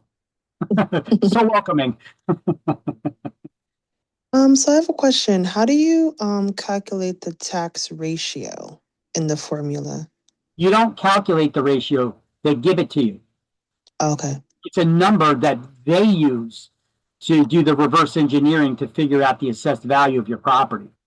So if they don't give it to you on that tax bill that says this is not a tax bill, but it's an estimate of what your tax bill is going to be, but it tells you what your last year's assessed value was and whatnot. They give you that postcard in the mail every year. If they don't give you the tax rate and ratio on there, you need to call up the city and find out what rate and ratio they're using. Sometimes you can just look it up in your tax records, but sometimes municipalities don't post that information. Sometimes they do. So you got to do a little homework. You got to do a little hunting around for it.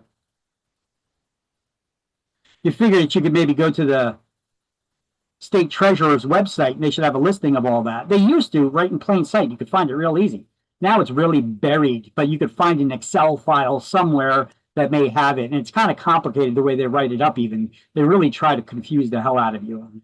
So the easiest way is maybe to call up your tax assessor in your town and tell them, listen, I'm considering doing a tax appeal, but I got to do some math over here. I need to know what tax rate and what tax ratio you applied to my property. And then get that number from them, and then you could base it off of that. Look, here's a link. Let me click on this link here for you. This is the revaluation brochure that explains how municipalities revalue through their revaluations. The tax revaluation brochure. Let me see. Tax revaluation brochure. That's the brochure. And on that brochure, oh, I'm not sharing it with you. Okay, there we go. It explains how they revalue your properties and how valuation works, and they quote the laws and such. Taxable value. Oh, by the way, when you, to make it even more difficult to do a tax appeal, check this out. You know how when you get your tax bill, they say the total value, total assessed value. Oh, wait, they have it broken down like this. The assessed land value, assessed improvement value, and total assessed value. Why do they have it broken down like that? Well, if you do a tax appeal, you could only appeal the improvement value to the land, not the land value itself. Why not? Because as a general rule, land does not depreciate, meaning it never goes down in value. It's only extreme circumstances where your land value would go down. And that's like if the land was contaminated or something like that. Okay. Other than that, land does not depreciate. So you cannot appeal the value of the land, only the value of the improvement on the land, because the structure could depreciate, wood rots, buildings fall apart, stuff like that. That's the way that you could only appeal the improvements value. If you find it a little complicated to do, you could hire an attorney to do a tax appeal for you and just check with them. But most tax attorneys will not charge you a fee unless they successfully win a tax appeal. And then they'll only charge you a percentage of what they save you on the taxes.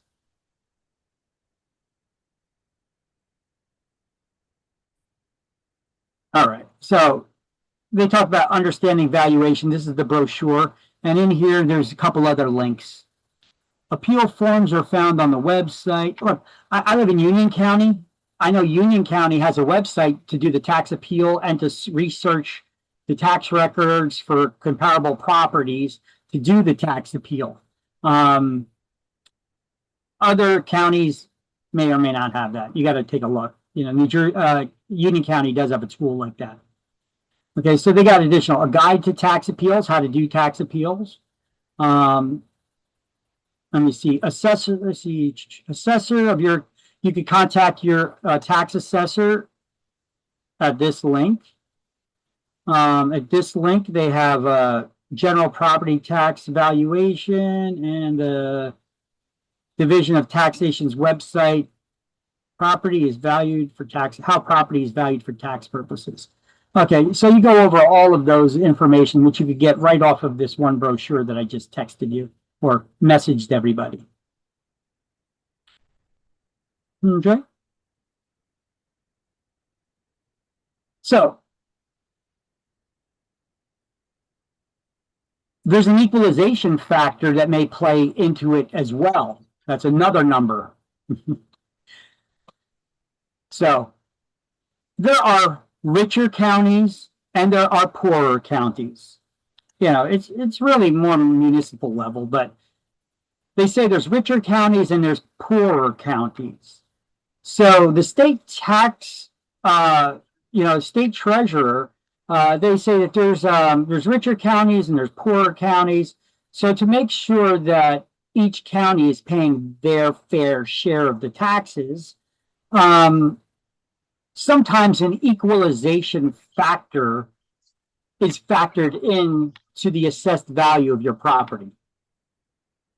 So if you get a problem on your exams that mentions an equalization factor, you have to calculate that equalization factor into the assessed value before you do the math like I just showed you. Like I showed you how to do a reverse engineering of the value, right?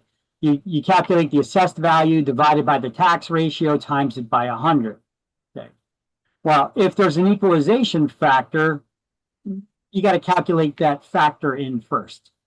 Let's just highlight this. We'll go to the next slide. I'll have some math problems that'll walk you through how to do it. Okay, so page 138, you guys get this?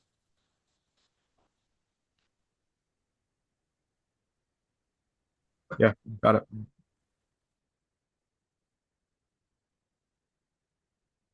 So if you get an equalization factor, you take the equalization factor, multiply it by the assessed value to get the equalized assessed value.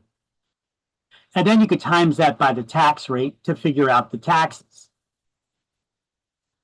Now, if no equalization factor is given, you take the assessed value times the tax rate, gives you the tax amount. Now, these rates, these tax rates, sometimes they're referred to as mill rates.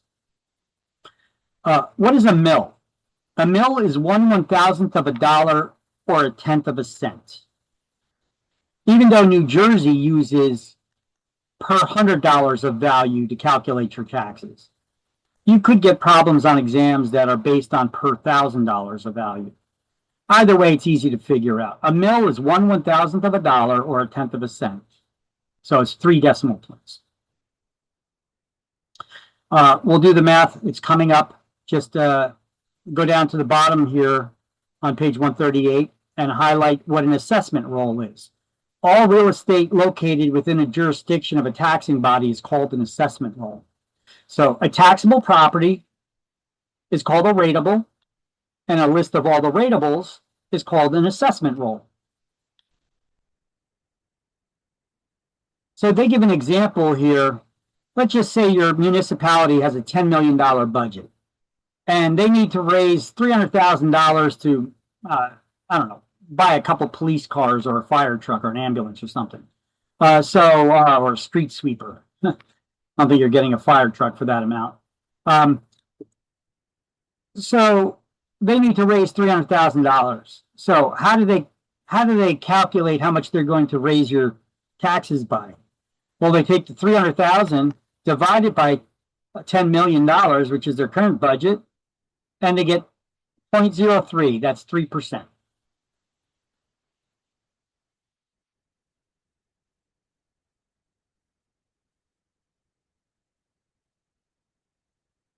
So here is the math of it. They could ask you a question as simple as this on exam. What is a mil? 1/1000th of a dollar or a tenth of a cent, 3 decimal points. See? 0.001. Now, this could be expressed as 30 mils per $1 of assessed value, $3 per $100 of assessed value, or $30 per $1,000 of assessed value. New Jersey, however, the tax rate can only be expressed as dollars per 100 of assessed value. So let's just highlight this because you could get a question on exams as simple as this. What is a mil? 1/1000th of a dollar or a tenth of a cent? Boom. Answer is done. Or they can put it in a math problem and give you some actual math, which is not hard to figure out. I'll show you. We'll do some examples. I highly suggest taking a picture of this slide. This is some information we've already seen in the book, but I added other information they deleted and omitted in these versions with some additional information, like a link here on how to file a tax appeal in New Jersey, the tax appeal guide, and understanding valuations. I got all those links right here. I also have a link to a free tax records search that used to have the list of all 21 counties' tax record systems where you could search from one place. However, because of the passing of Daniels Law to protect law enforcement, judges, and attorneys and such, investigators and whatnot from, people who look to do them harm, their information can be requested to be removed. So now there's no single search for all that. Except for once you become a real estate agent, the subscribe tax record search you become a member of, we have a tool that could search them all at once. Now, if you want a list of all the county tax boards, all 21 counties in New Jersey, and then you go to their websites to do the tax search, you could do it for just, they're only going to be responsible for their own county's removal of those records. So this former link, tinyurl.com/NJ tax search, which I created, used to show all 21 counties, but now if you click on it, it takes you here, and it's only for Monmouth County, because that was Monmouth County that created this one that showed you, you could search all 21 counties just from this one interface. But they even tell you here something about Daniels Law.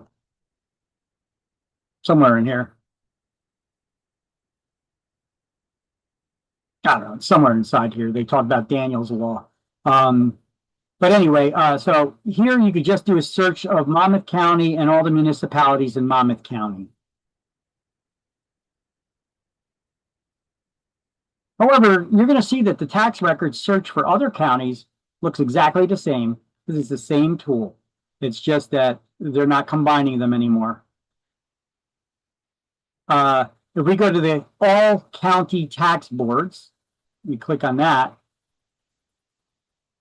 So this is the New Jersey tax boards, county tax boards. And here's a list of all the tax, the administrators, the phone number, their emails for all 21 counties.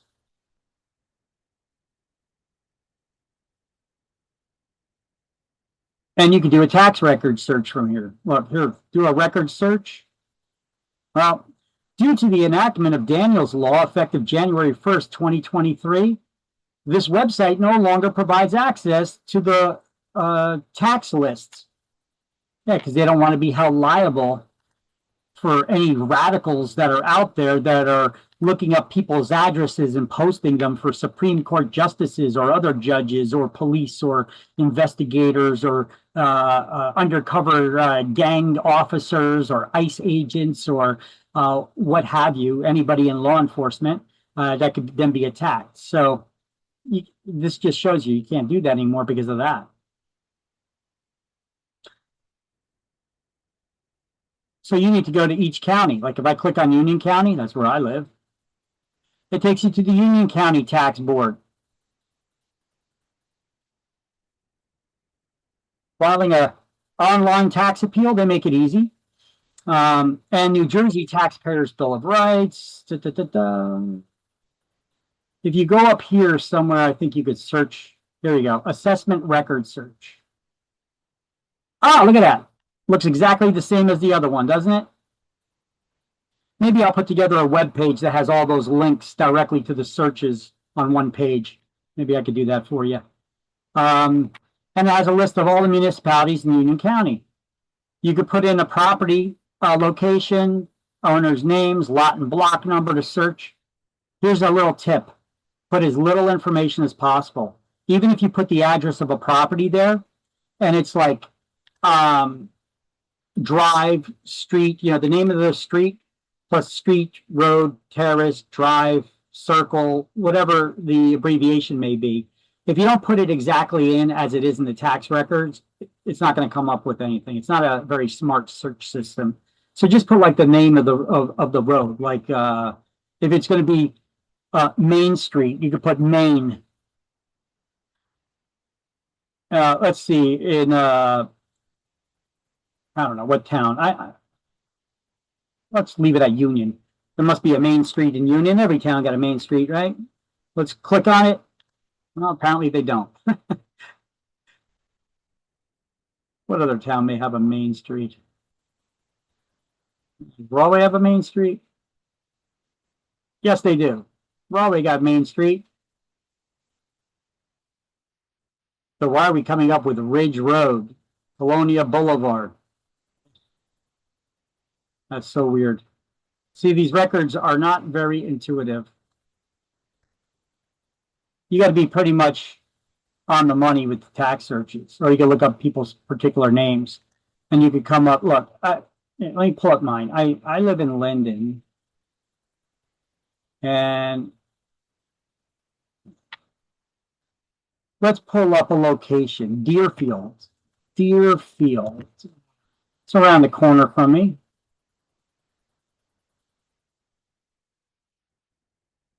Deerfield Terrace, T-E-R-R. You got to put it in exactly. So there's only a few houses on Deerfield. It's a short road.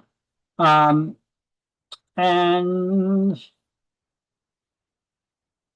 one property has got a different classification than all the others, because that's where an elementary school is.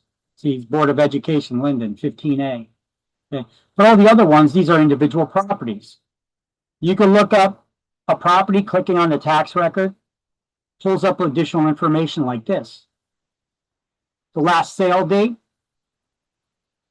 the book, the deed book that it's published in the County Hall of Records, and what the sale price was, $960,000. Property taxes on that, $16,239.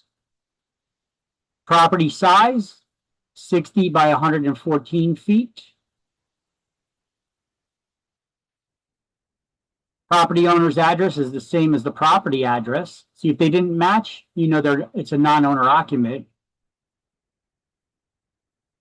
And you see they have the land value, the improvement value, and the total value.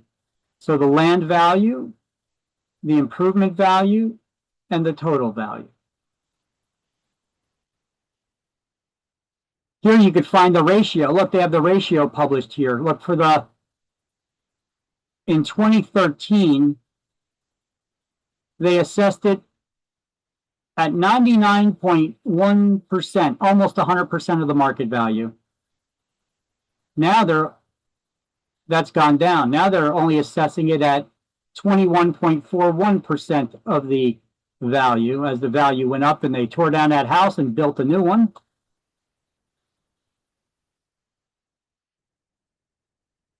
You can see the latest information. Also flip to family and congregation.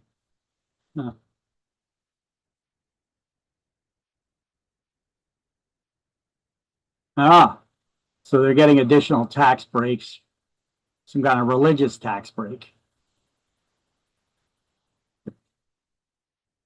Let's take a look at the assessment postcard that's sent to you in the mail. Another window popped up. This is what popped up. These are the postcards that you get in the mail, right? I don't know why they're using a postage permit from Belmar on the shore for Linden, that's in Union County. But here's a property address, the land value, the estimated building value, and the total value. As you can see, this property sold for, what was it, $998,000 or something like that? I'm sorry, yeah, $990-something thousand. So it's obviously worth more than $221,000. You have to reverse engineer it to do the math. You want to do a math problem real quick? Figure it out on this particular property, since they got the tax ratio listed here. The tax ratio at 99%, that's close to 100% of the market value. You guys are not seeing that because I'm not sharing. There. You guys got a calculator out? This way you can figure it out. Let's take the most recent year, 2026. Even though this is 2023 here. Now, you know what? Take 2023, because that's where they have the value, the price here. The value of the total property, $960,000, with a tax ratio of 21.41. What was the formula I told you to use? You take the assessed value and divide it by the tax ratio and multiply it by 100. So, $960,000. Let me pull out the calculator in my cell phone here. $960,000 divided by 21.41. That's 44,838. Oh, times it by 100. Well, that's still off. Doing that right? Assessed value divided by the tax ratio times 100. You know what they probably did? The improvement value. It should be for the total value, though. Assessed at $205,500. Okay, yeah, I took the actual price. Take the assessed value. Oh, duh, I was using the market value. Take the assessed value. $205,500 divided by the ratio of 21.41.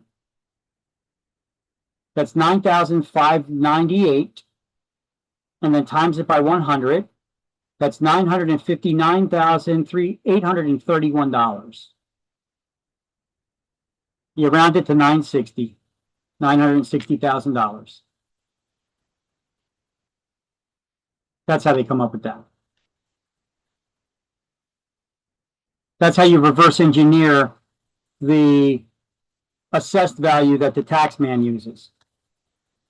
I just showed you an example there. Everybody get that?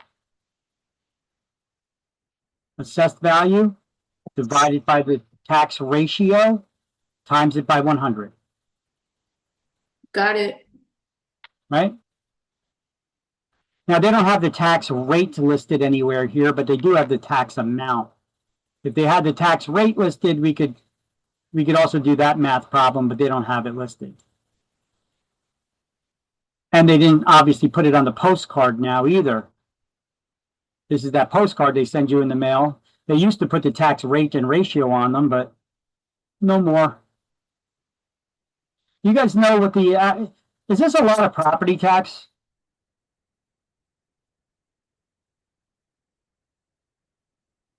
Is that's per year? That's per year. Last year, 2025, it was $16,239. Is that a high property tax? Isn't that like a little over 1,000 a month? Yeah. It's on the higher side, yes. Yeah, I don't know why you guys. I don't know why you have to even think about it. 16,000 a year. That's a crap load of money. What states do you pay this much in property taxes? We have the highest tax rates for a lot size. Keep in mind, yeah, they tore down a house and built a new house on there. Big deal. That's still an excuse. That's an incredibly high amount of money for property taxes for a property that's only 60 feet wide by 114 feet deep. Are you freaking kidding me? $16,000? I would say immediately that's incredibly high. But New Jersey, we're known for having high property taxes. We are the firsts on a lot of things. And one of them is high property taxes. We pay the highest tax rates in the nation. You could get the same exact house. You put that house in Georgia or South Carolina or something. How much would you pay in property taxes down there? Maybe $3,000 or $3,500. Here you're paying $16,239. This is why most of the people I went to school with, they all moved to Florida, Texas, or the Carolinas somewhere, or one in Georgia. They got the hell out of Dodge here in Jersey. Hopefully they're not voting for the same types of policies when they get down there, because then they're just going to ruin the real estate down there. All right. In New Jersey, New Jersey's goal is assessing property values at 100%, full value assessment. That's at 100% of its market value, almost impossible to attain, because that would require them getting an appraiser in your house every year. And let me ask you a question. How many people in this class had the city send an appraiser to your house ever? I'm not talking about when you bought the house, your bank where you got the loan from sent an appraiser. I'm talking about the city sending an appraiser for taxation purposes. When's the last time, if ever, you had a city send an appraiser to your house? What I had, when you say the city, I had the town that I live in, because they told me that I had 3 bathrooms in my house. The assessed value of my house, they told me that I had 3 bathrooms. And I said, I don't have 3 bathrooms. And they did not believe me. So they sent someone to my house to walk around to see if I had 3 bathrooms. That was, I doubt it was the tax assessor. They may have sent an appraiser to your house. And they may have done, did they take pictures and stuff? No, because they had increased my property taxes. So I called them and I was like, why? They sent me, like, it increased $1,000 because they told me I had a 3rd bathroom. So I called them and they said, well, we need to come to your house to make sure that you don't have 3 bathrooms. So I said, sure, come on over. So they came over and then I don't know, they did whatever they had to do. And then they sent me a letter in the mail and they said, we're reducing your taxes $1,000 because you don't have a 3rd bathroom. Yeah. So Yeah, that was strange. Yeah, it's uncommon for the tax assessor themselves to go to your property. So most likely they sent an appraiser to your property. And they walked around your house and checked things out, maybe took some pictures. They usually walk around the perimeter of the house too. And then they reappraised your house altogether. Yeah. To do the assessment. But that's only because you complained. Right. You know? But would they send one otherwise? No. So how did they figure out that you got three bathrooms? So if you notice, a lot of neighborhoods, most of the houses in the neighborhood have similar homes, similar architectural styles, similar sizes. The lot sizes are usually the same, or they could vary a little bit, not by huge amounts, but a little bit in lot sizes. So what the city does, you ever wonder how they reassess your value and your taxes go up all the time if they never send an appraiser to your house? Well, they do send appraisers out, maybe to a sampling of only a couple of homes in the neighborhood. You need to hope and pray that those couple of homes that they go to have not been totally remodeled and renovated or have 3 bathrooms, because then they're going to estimate all the other houses in the area are the same. So they all got overestimated the values of their properties based on that small sampling that they did. And unless people complain, that's what your taxes are going to be valued at. You may want to let your neighbors know that too. They need to bitch and complain a little bit too. Otherwise, it's not going to get adjusted, because they adjust it by assuming that all the other homes are exactly the same as the sampling of homes that they've done, because all the others are similar. So they assume that they're all similar inside as well. They have all been updated. They've all been remodeled. They all have 3 bathrooms, and then and that's how property values get overinflated. So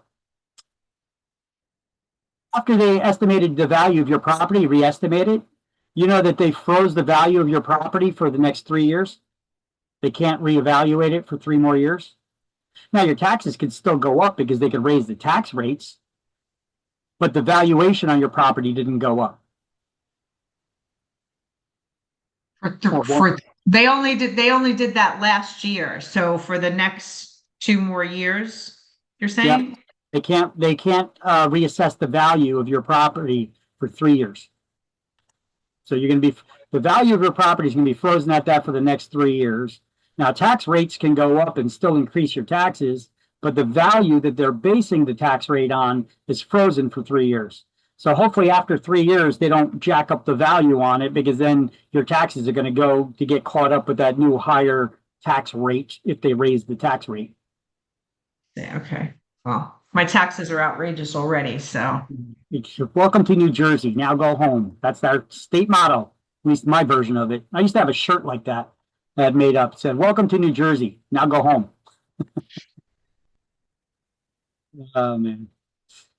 So you could appeal the assessed value, which you did, right? Well, actually, you didn't file a formal appeal. You complained and they sent somebody out to do it. So that was nice that you were saved those steps. So the owner can dispute the value of the improvements to the real estate, not the land itself, because as a general rule, land does not depreciate.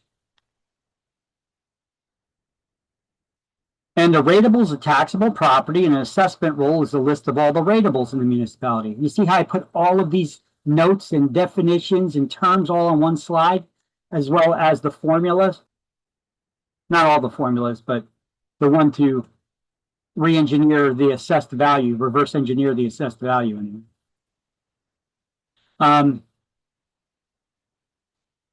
And here's the tax appeal guides. I could copy these and paste them for you. It's that slide. Once I find the slide, I could copy paste it. There we go.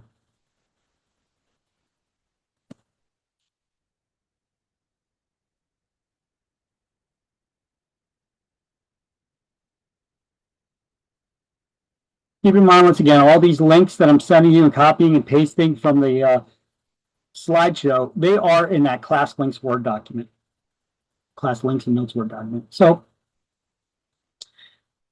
oh, actually, I do have more formulas here. The equalization factor. If you have an equalization factor there, you calculate that first to multiply it by the assessed value to get the equalized assessed value. And then you multiply that by the tax rate to get the taxes. If you're not given an equalization factor in your math problems, just take the assessed value times the tax rate. And then a mill rate is 1/1000th of a dollar or 0.3 of a cent. We'll do a math problem on that. Your taxes are billed quarterly, every 3 months. So there's 4 quarters in a year.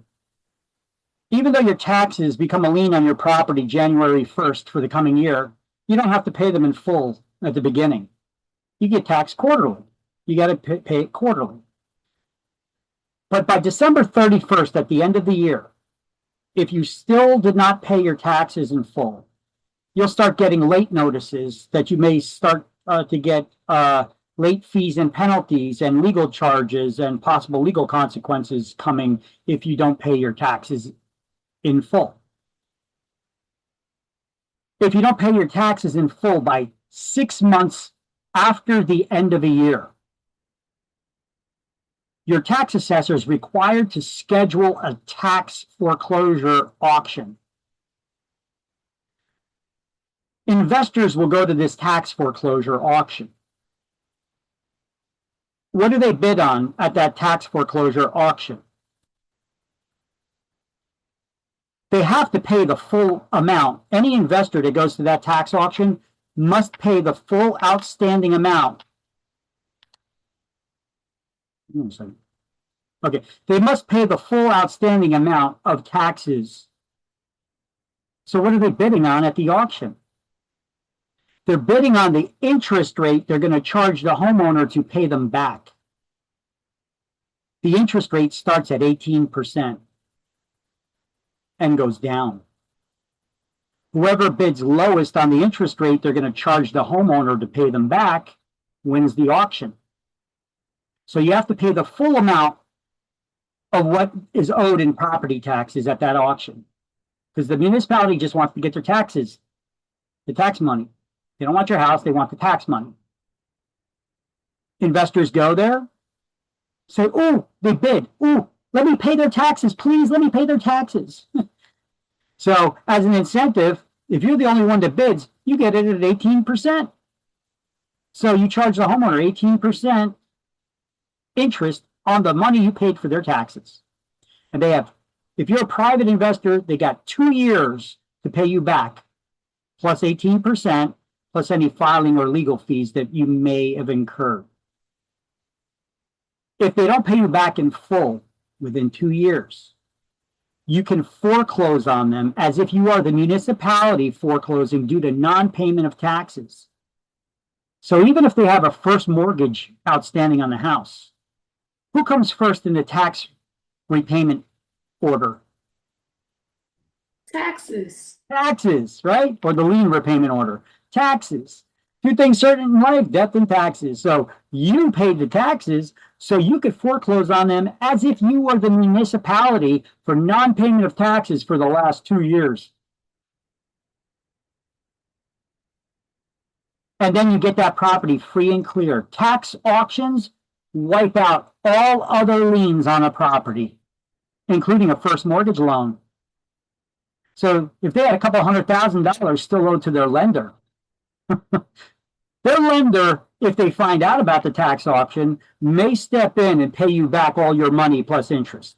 That's the worst case scenario. The best case scenario, they don't get involved.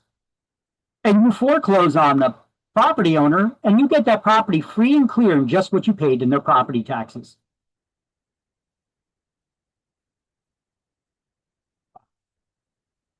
Is that a good investment? Oh, yeah. Oh, yeah.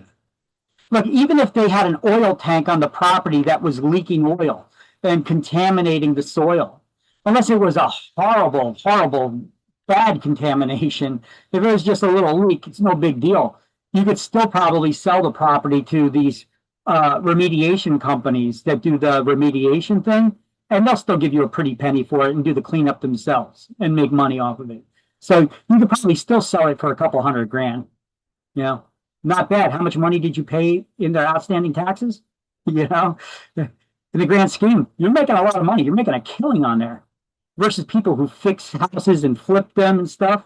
That may be a little bit quicker for them, but they got to put so much work in it. There's so much risk involved in it. And there still could be taxes outstanding that they need to pay when they buy those houses at the sheriff's auction.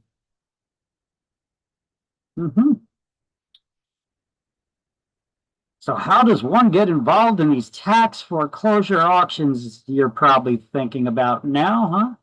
Don't worry. I'll answer that question here as we reach the end of this chapter. So let's go back here. And if you didn't take a pic of this slide, do so now.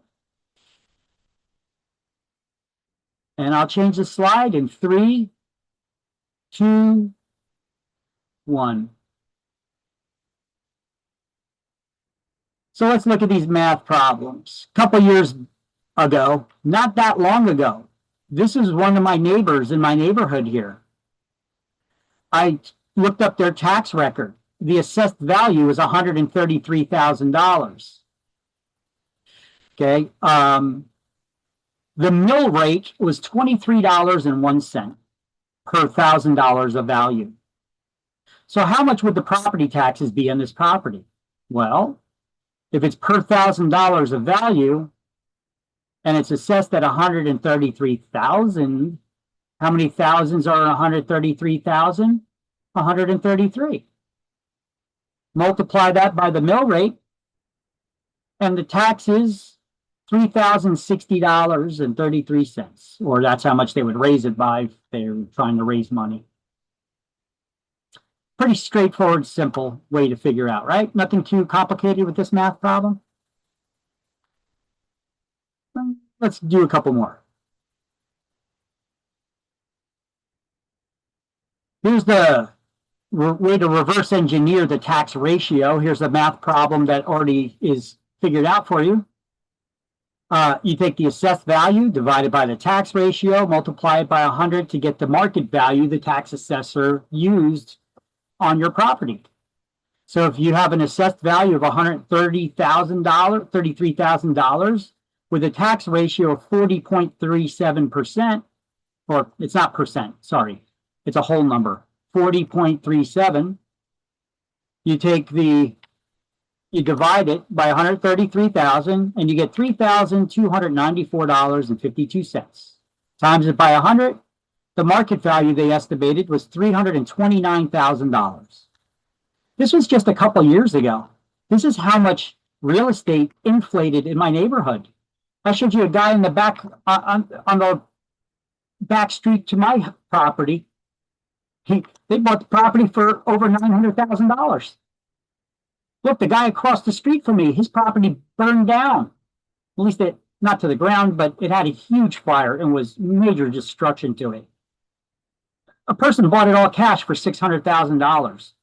And then they got an additional $400,000 loan to build a new house on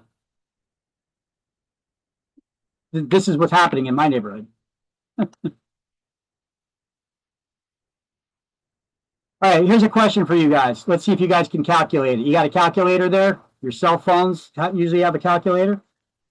See if you can figure out the answer to this. A house is valued at $120,000. Is assessed for 80% of its value. The tax rate is $26.34 per $1,000. How much is the property tax bill?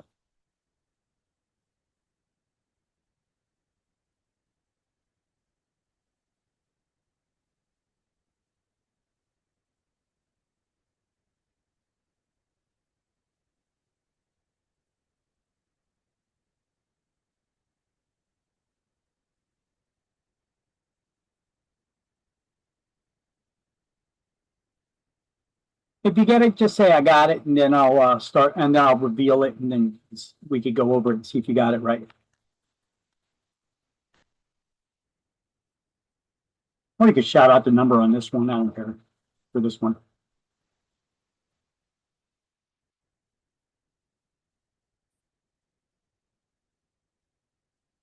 What are taxes based on? Here, let me give you a little hint here. What are your property taxes based on? What value? Market value or assessed value? Assessed value. So I think the answer is 2528. Yeah, I got B as well. Yes. So how did we come up with that? Well, because if a house is actually valued at 120,000, that's the market value. If it's assessed for 80% of its value, well, 120,000 times 80%, here, that gives you $96,000. Divide that by 1,000 to figure out how many times there's 1,000 in 96,000. It gives you 96. The mill rate is 26.34. So multiply, because it's per $1,000 of value. The problem tells you that. So 96 times 26.34, $2,528.64. That's answer B. That's how he came up with that.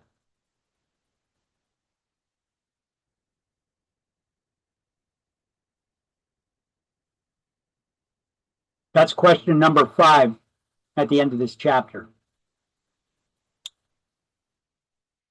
Yeah, I got a couple more for you. Here's from an old version book. What is the annual real estate tax on a property that's valued at $135,000 and assessed for tax purposes at $47,250 with an equalization factor of 125% when the tax rate is $250 per $100? All right, a little more to take in there. Let's break it down to edible chunks.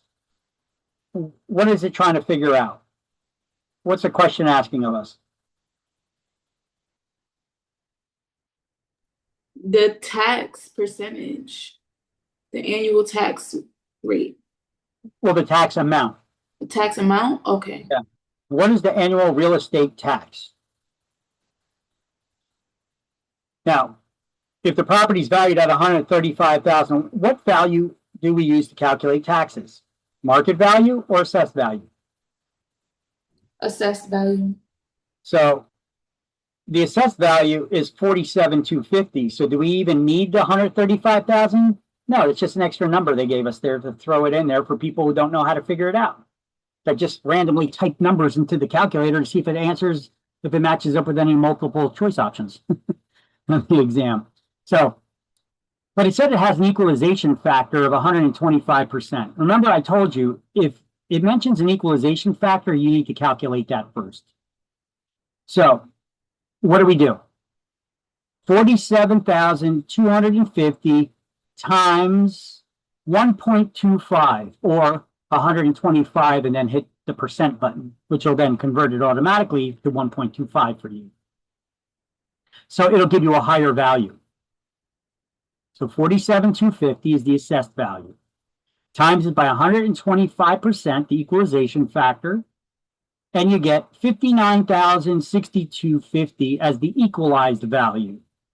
Now we're going to calculate the mill rate. So if it's $2.50 per $100 of value, how many times does 100 go into 59,062.50?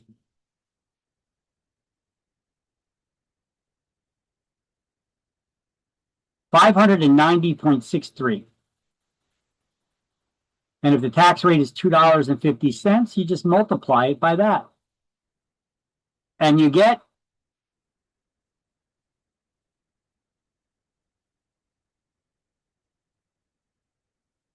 $1,476.56. You guys want to snap a picture of that, see how we got to that answer? These are the types of questions you're going to get on exam.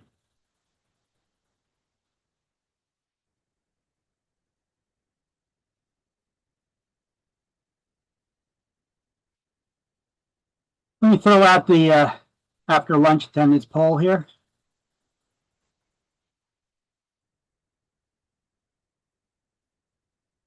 We're missing a few people.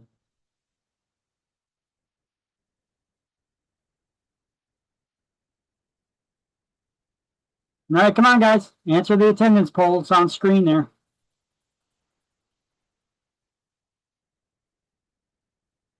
One more person. Where are you?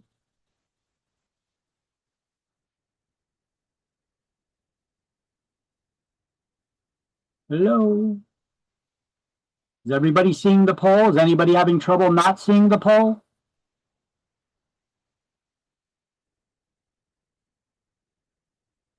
Hearing an answer on there, so I got to assume that that last person's not with us right now either.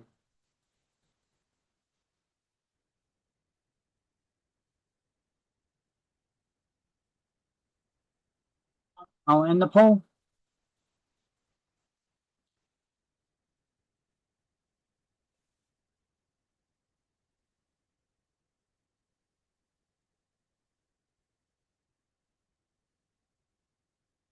I think somebody just joined back. Is it them? No, that was somebody counted somebody that was not here. I could throw the poll out again right now. Was that Jeremiah just came back in? Actually, I answered it. That's Oh, you did? Oh. Yeah. I'll throw out the poll one more time anyway. I can relaunch it. No big deal. I'll give one last chance for everybody.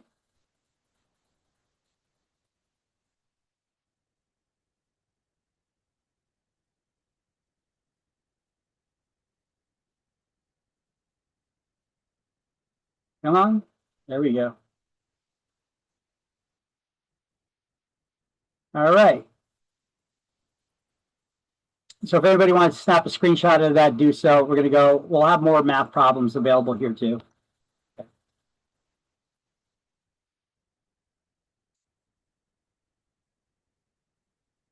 All right. We'll have more math problems coming up as well. All right. So real estate values as viewed by the owner or the tax man. For tax purposes, when it comes tax time, the owner always looks at their property. It's very modest compared to the tax man, right?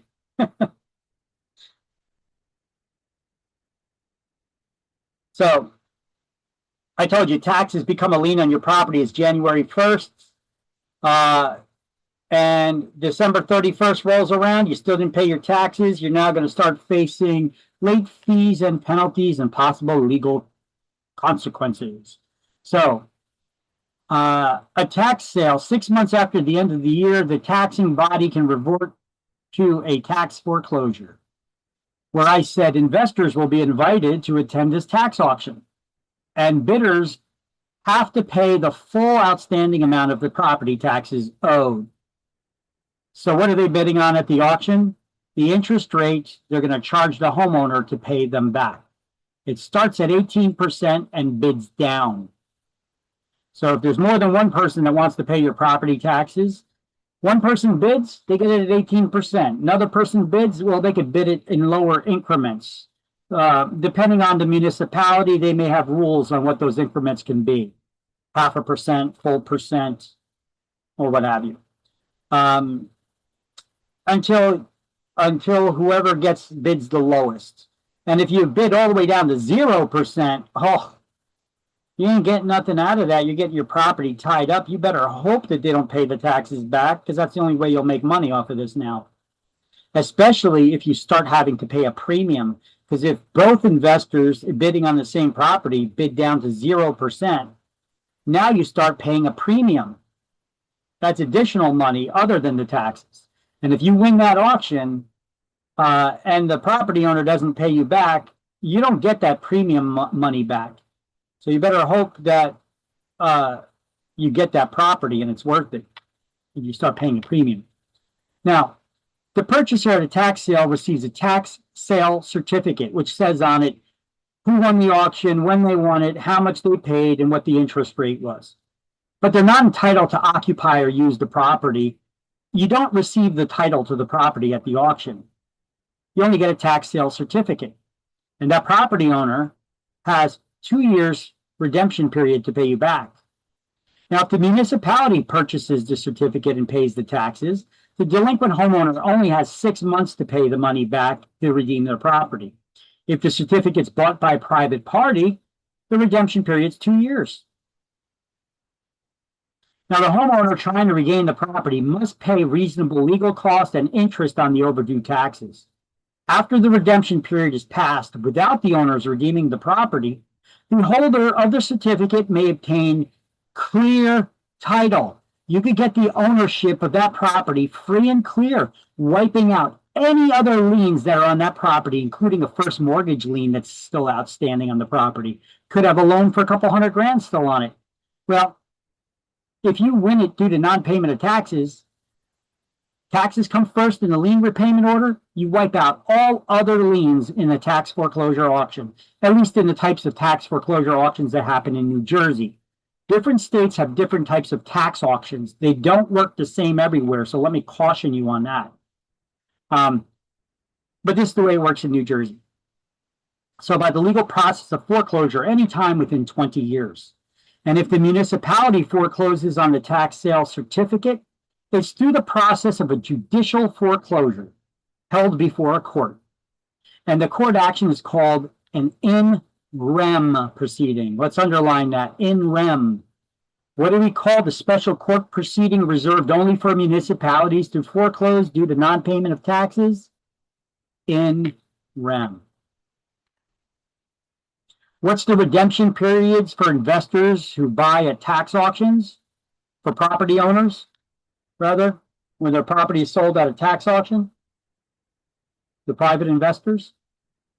2 years. And how long if the municipality purchases the certificate? Only 6 months. Okay. Here's an interesting little factoid. Look at this last sentence here.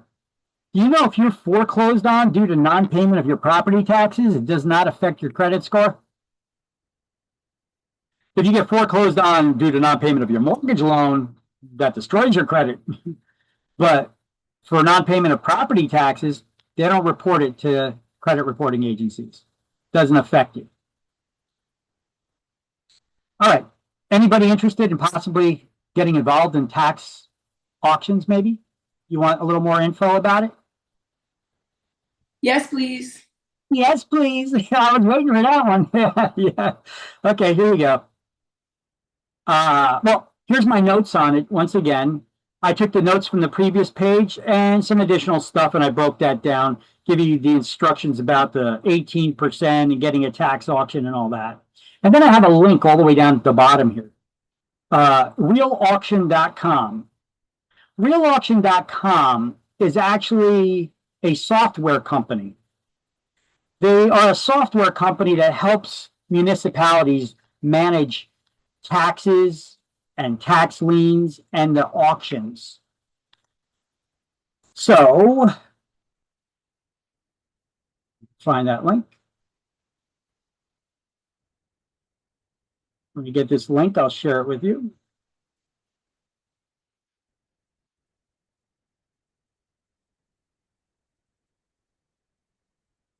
So if a tax auction is scheduled, RealAuction.com actually creates. Okay, so you go to their website, RealAuction.com/clients, or if you just go to RealAuction.com, at the top, click on clients. Don't go to the foreclosure or TDA or TDM. Go to this software.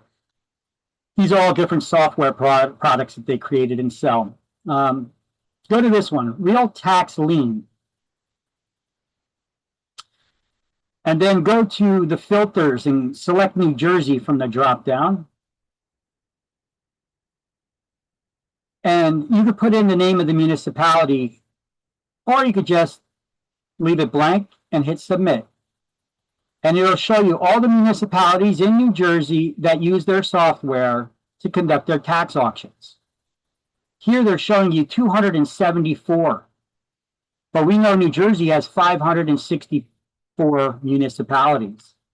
So not all municipalities in New Jersey use this software or them creating websites to conduct the tax auctions. So if you don't see your municipality anywhere in this list, contact your city tax assessors or tax collector's office and ask them, how do they conduct their tax auctions? Is there a website you go to? Do you got to get put on a mailing list or have a fax number and they put you on a fax list? How does it work? Yeah, because some of them are still in the Stone Ages. So they have a practice auction site here that you could take a look at too, how it works. Okay.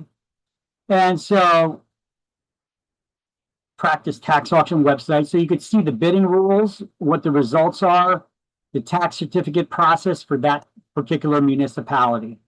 You start here by registering, and they tell you what all the rules are in their municipality and the state of New Jersey for tax auctions. Okay. So they got a list of all that stuff. Let me back it up. It says registration is closed. Yeah, well, this is a practice site anyway, to register for. And then you can preview items for sale here. If they don't have a tax auction scheduled, there'll be nothing here. I went to the East Orange one when there was like a list. Okay, so if we click, yeah, here, let me see. Are we back on the website? Okay, so if you go down this list, if you don't see any dates, then nothing is scheduled yet for these towns. Like this one in Allentown and Monmouth County, there's nothing there. I'm clicking on it. You can see previewed items for sale. There's nothing. Okay. You have to, yeah, you only click on the ones where you see dates. So you could scroll down. You don't see any dates scheduled. Or here's one. Gloucester County opens 8/21. Okay. They may or may not have information already published there. Let's click on it. Yeah, they don't really have anything. It's offline right now. Let's find another one that maybe recently had a tax auction. I think I clicked the one for Burlington and it worked. Yeah, here we go, Burlington. Or here, Florence in Burlington. Or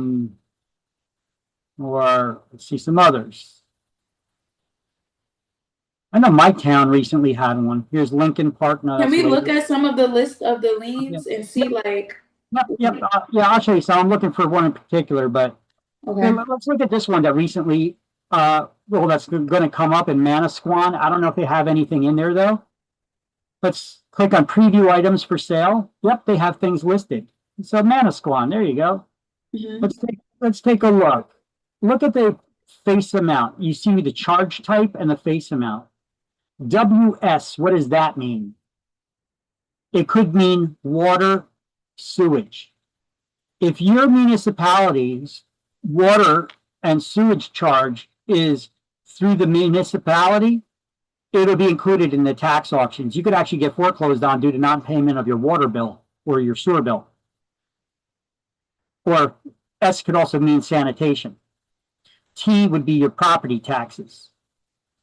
But look, you have some people as little as a couple $100, but that could be a water bill. You know? Okay, but this one was already, you see them, the ones that are marked unavailable means they got caught up and they paid it and was removed from the tax auction. Some of them are still active. Look at this one.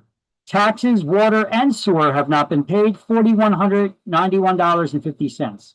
So let's click on this lady's, Kathleen's auction. They give you the address of the property, the lot and block number. You could even pull up a map, see where the property is located. Woo! Right from the water. And the beachfront on this side. Look at that. Nice. Right by the inlet, the Manasquan Inlet. Not a bad location. Let's see.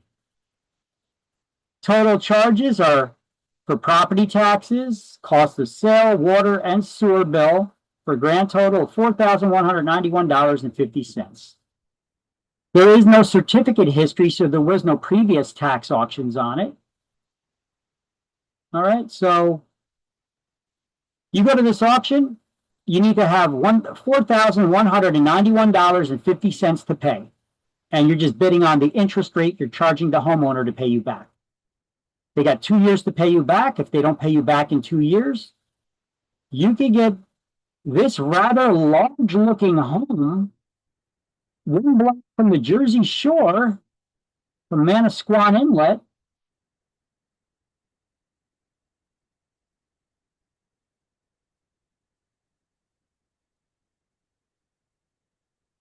for $4,100. Have you ever gotten a property doing this? I never tried. Every time I wanted to go, I was either teaching a class or working in real estate or something or other. I always had an excuse.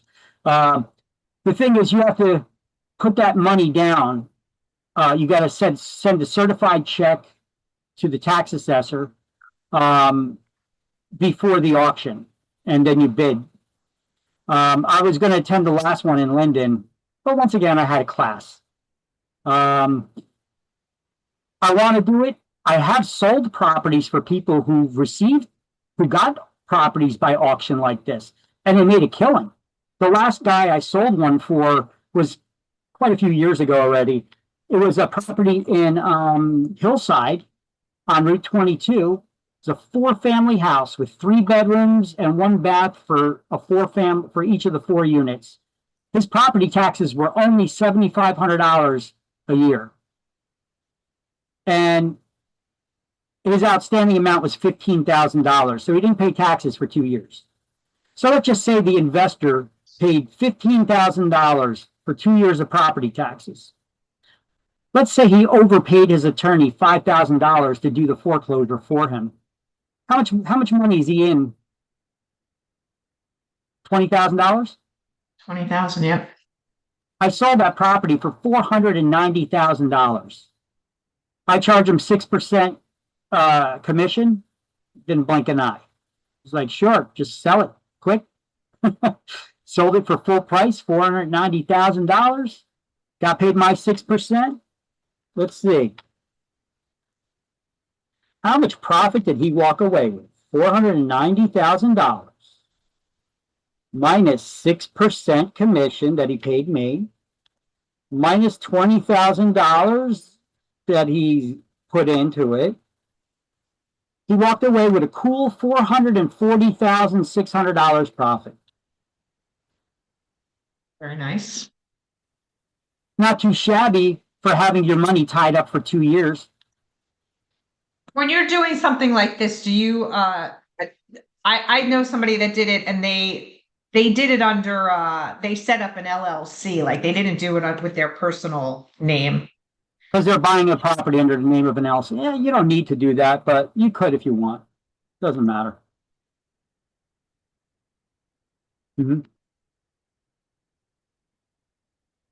Let's look at more properties in Manasquan. $850 water sewer bill. Could you imagine losing your property for $850? Let's see where it's located. Okay, this one's located inland a bit. Yeah, but still not too far from the shore. Let's guesstimate maybe 8 blocks from the shore.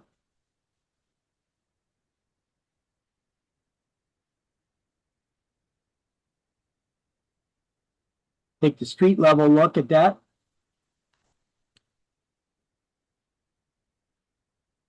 I mean, you get a house down the shore for $850. Even if you paid $5,000 to a attorney to do a foreclosure, which is way too much, but let's just say you pay that. $5,850 for a shore house? But on these houses, wouldn't you have to make sure that there's no like liens or anything on them? No, that's the beauty of it. Taxes come first in the lien repayment order. If you are foreclosed due to non-payment of taxes, it wipes out all other liens on the property. You get it free and clear. That's why people's lenders will usually try to step in to pay them. But they don't always step in and pay them. If that happens, that's their problem, not yours. But boom, I hope they don't step in and pay it. Worst case scenario, they do. Then you get all your money back plus 18%. You know, how much of your bank accounts, your savings accounts paying you these days? It ain't nowhere Yeah, near. so 8%. even right, so even if you didn't get a property, you would be making 18, perhaps almost 18, you depending, you can make 18% on whatever you paid to pay the person's taxes. Yep. Okay. I mean, most people, they're not even getting 0.1% interest in their savings accounts these days, unless you get one of those high yield savings accounts. And then you could maybe possibly get 4%. Still nowhere near the 18. Let's see. So, I mean, you could scroll through these and scroll through these. And even if an auction just recently passed, you know what? I know they had one in Linden. I was meaning to go to it. Let me go to the filter and type up Linden in there. Submit. But you could do it just making money on the tax liens. You wouldn't even have to go to the auction. You could just pay people's taxes for them and just earn 18%. Yeah. Or whatever Yeah, percentage they're paying. and if they don't pay you, you foreclose on them and you get their property back. And then you get their property. But don't be a bleeding heart, because if you're a bleeding heart and be like, oh, I can't take away their property, they're going to lose their property over this, you know, don't do this if you're a bleeding heart, because this is a business. This is they're going to get foreclosed on by somebody. If it's not you that pays their taxes, someone else will, and they will foreclose on them to get the property. You know, you got to pay your bills. You know, if you don't do it, someone else is going to do it. And don't come up with the idea, well, you know what? Maybe if I foreclose, I could just rent it back to them. If they weren't paying their taxes, what the hell makes you think they're going to pay the rent, which is even more? It ain't going to happen. These people are going to drag you down financially. So if you can't foreclose on somebody, then don't do it. Otherwise, they're going to screw up your financial situation. So here's Linden. I pulled up Linden here, my municipality. They recently had the tax auction. I pulled it up, and you could see that some of them are still active. The sewer charges, I don't know what O is here and there, but see, sewer charges, most of these are sewer charges.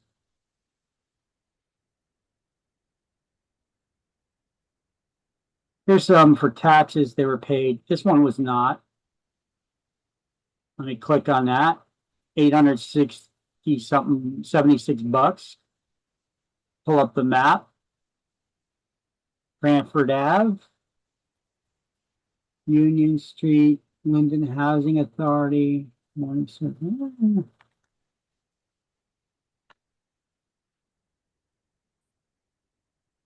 All right, looks like a decent sized house with a 2-car garage. But just say I rent it out. Or just flip it. Oh. Sold. No, somebody paid it. $876. It says that they didn't though.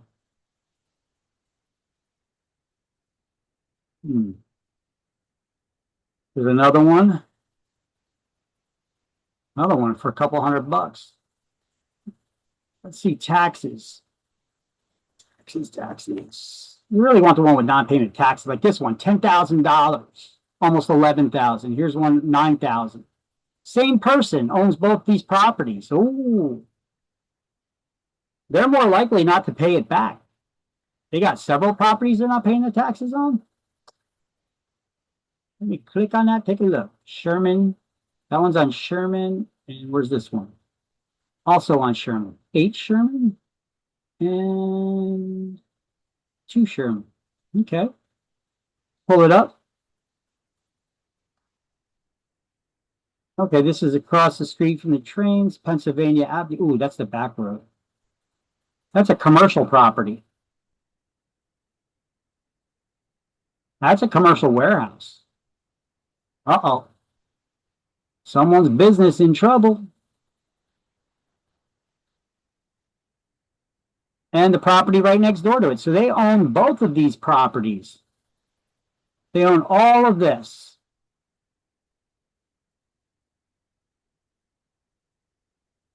Two commercial properties they didn't pay the taxes on.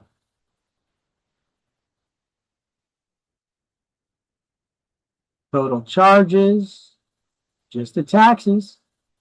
No previous tax auctions. Commercial properties, foreclose on it, sell it, make them money.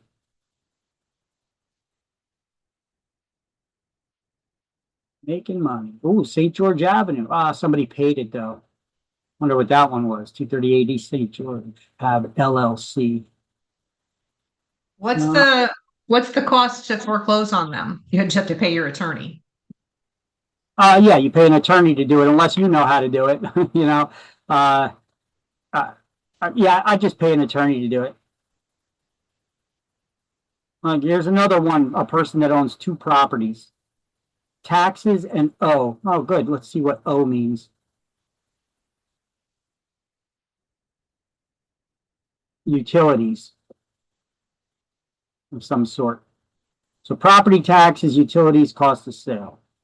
$7,200.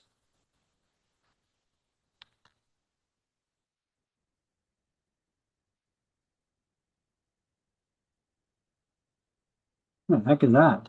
Union Street in Chandler. Oh, some sort of a commercial property. Oh, I think that's a builder's. Yeah, that's not a house. That's a commercial property. Ooh. Big corner lot. Could sell that. I'm surprised they didn't pay the taxes on it. I know exactly where that is.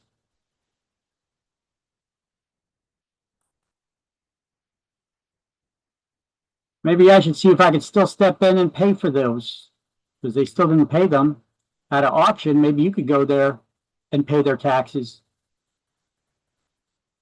That's a house. Cranford, Hustler Street, East Blanky. I gotta look into maybe paying some people's taxes for them. Even after the auction has taken place, if they didn't sell any of these, look at this one. Somebody died. It's a trust. Well, actually, there's a person's name, Trustee Harris. So you have to go. You have to go to the auction to pay the taxes, or you pay the taxes online. No, you have to. You either got to go there, or you could mail in a certified check to the tax collector who conducts the auction for the amount. And if you don't win the auction, they send it back to you. They don't even open the envelope. Well, they do open the envelope, but they send it back to you. So you could just go there.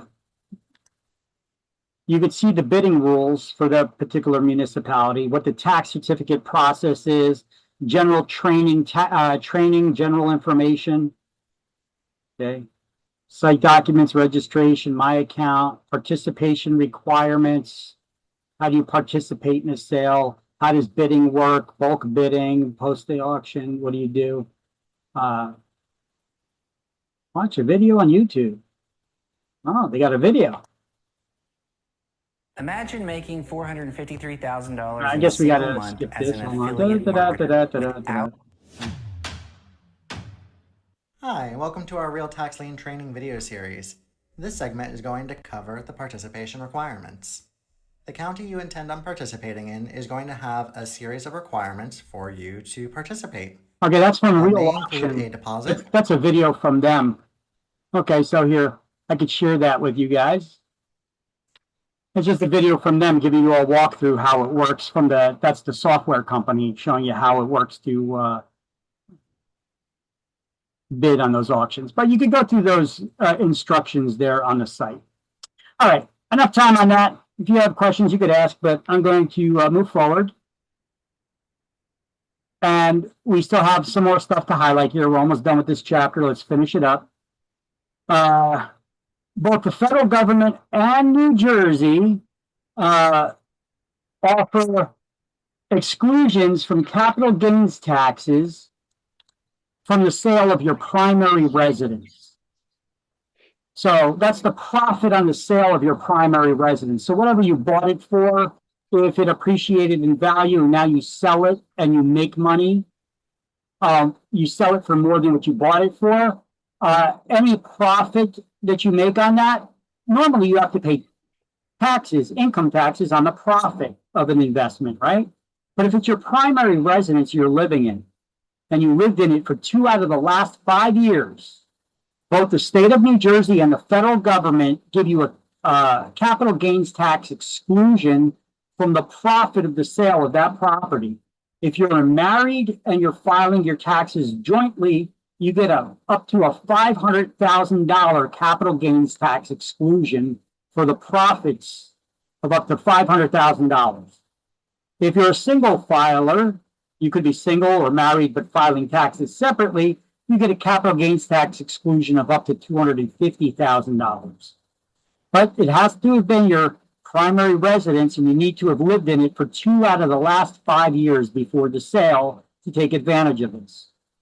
Now, the IRS does allow you to take some deduction if you lived in it for less than 2 years, if you're forced to sell due to a hardship. And they consider hardships a job loss or transfer, health reasons, death, divorce, or multiple births. So if you're forced to sell your house because of any of those reasons, they still may give you that capital gains tax exclusion. So let's highlight that, because this is always an exam question. Page 140, let's highlight who qualifies for those and what are the conditions to qualify for those capital gains tax exclusions from the profits of the sale of your primary residence.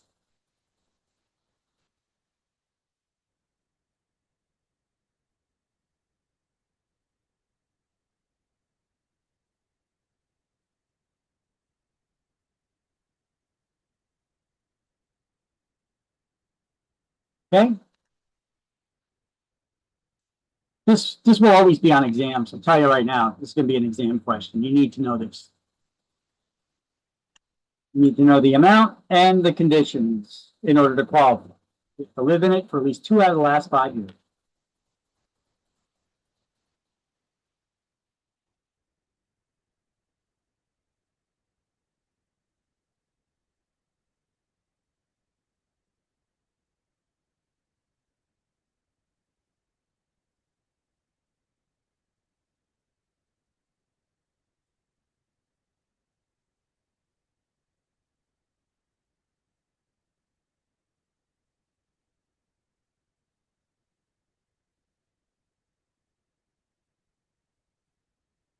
All right. And first-time home buyers, if they don't have all the money to put down, you could take that money out of your retirement savings plan. Now, keep in mind, anytime you're advised you never take money out of your retirement plans because you get killed in early withdrawal payments, taxes, and penalties. However, if you do it properly, follow the proper paperwork before you ask for the withdrawal from your retirement savings plans, and you're a first-time home buyer, you are allowed to take out up to $10,000 to use towards your down payment or closing costs for your first home. Now, there's other ways to do it, but this could be a useful tool in the toolbox just to be aware, just in case you have clients that need it. You can always just negotiate for the seller to pay it, or other ways, other types of loans where you could get additional loans for money for the down payment and closing costs that actually go away, that you don't need to pay back. There's a lot of different ways. This is just another tool in the toolbox for you to have. So first-time home buyers may make penalty-free withdrawals from their individual retirement fund, their IRA. The limit on which withdrawals for first-time down payment is $10,000. And you must repay it with interest back into your retirement savings plan. But you're just paying yourself back because that's your own money in there anyway. That's your retirement.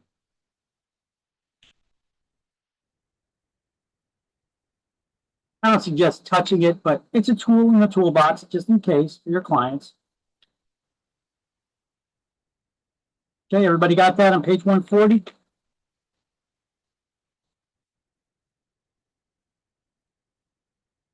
And that's the end of this chapter. Let's do the key terms to review. There's only one of them for this chapter. Tax set according to the value. What do we call it? The tax set according to the value. It even means that in Latin.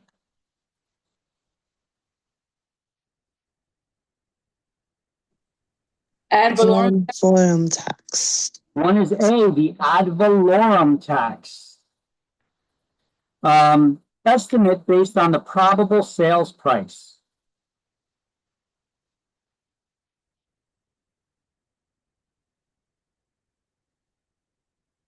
Is it assessed value? No. Full. Okay, never mind. I'm gonna stop guessing. No, you're on the right track there. Full value assessment. That's what it is, because full value assessment would be the 100% of its market value. Okay. So that's an estimate based on probable sales price, the market value, right? So 5 is B. A value used for taxation purposes. What'd you say before? Assessed value. There you go. 2 is C, assessed value. Adjust for assessment variations. To make sure everybody's paying their fair share. A revaluation? Special assessment? An equalization factor. Okay. There you go. 4 is D, the equalization factor. A list of all taxable properties in the municipality.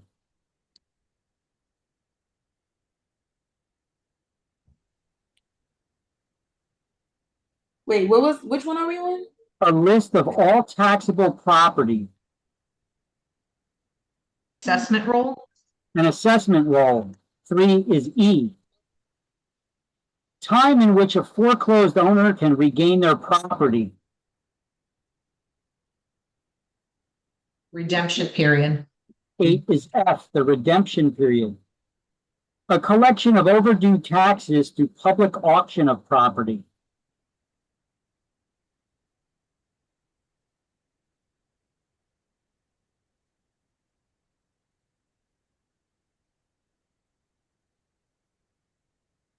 Either a tax lien or a tax sale. I don't know which one. A tax sale would be the auction. You know, it says collection of overdue taxes to public auction of property. That auction would be a tax sale. 13 is G. A taxable property is called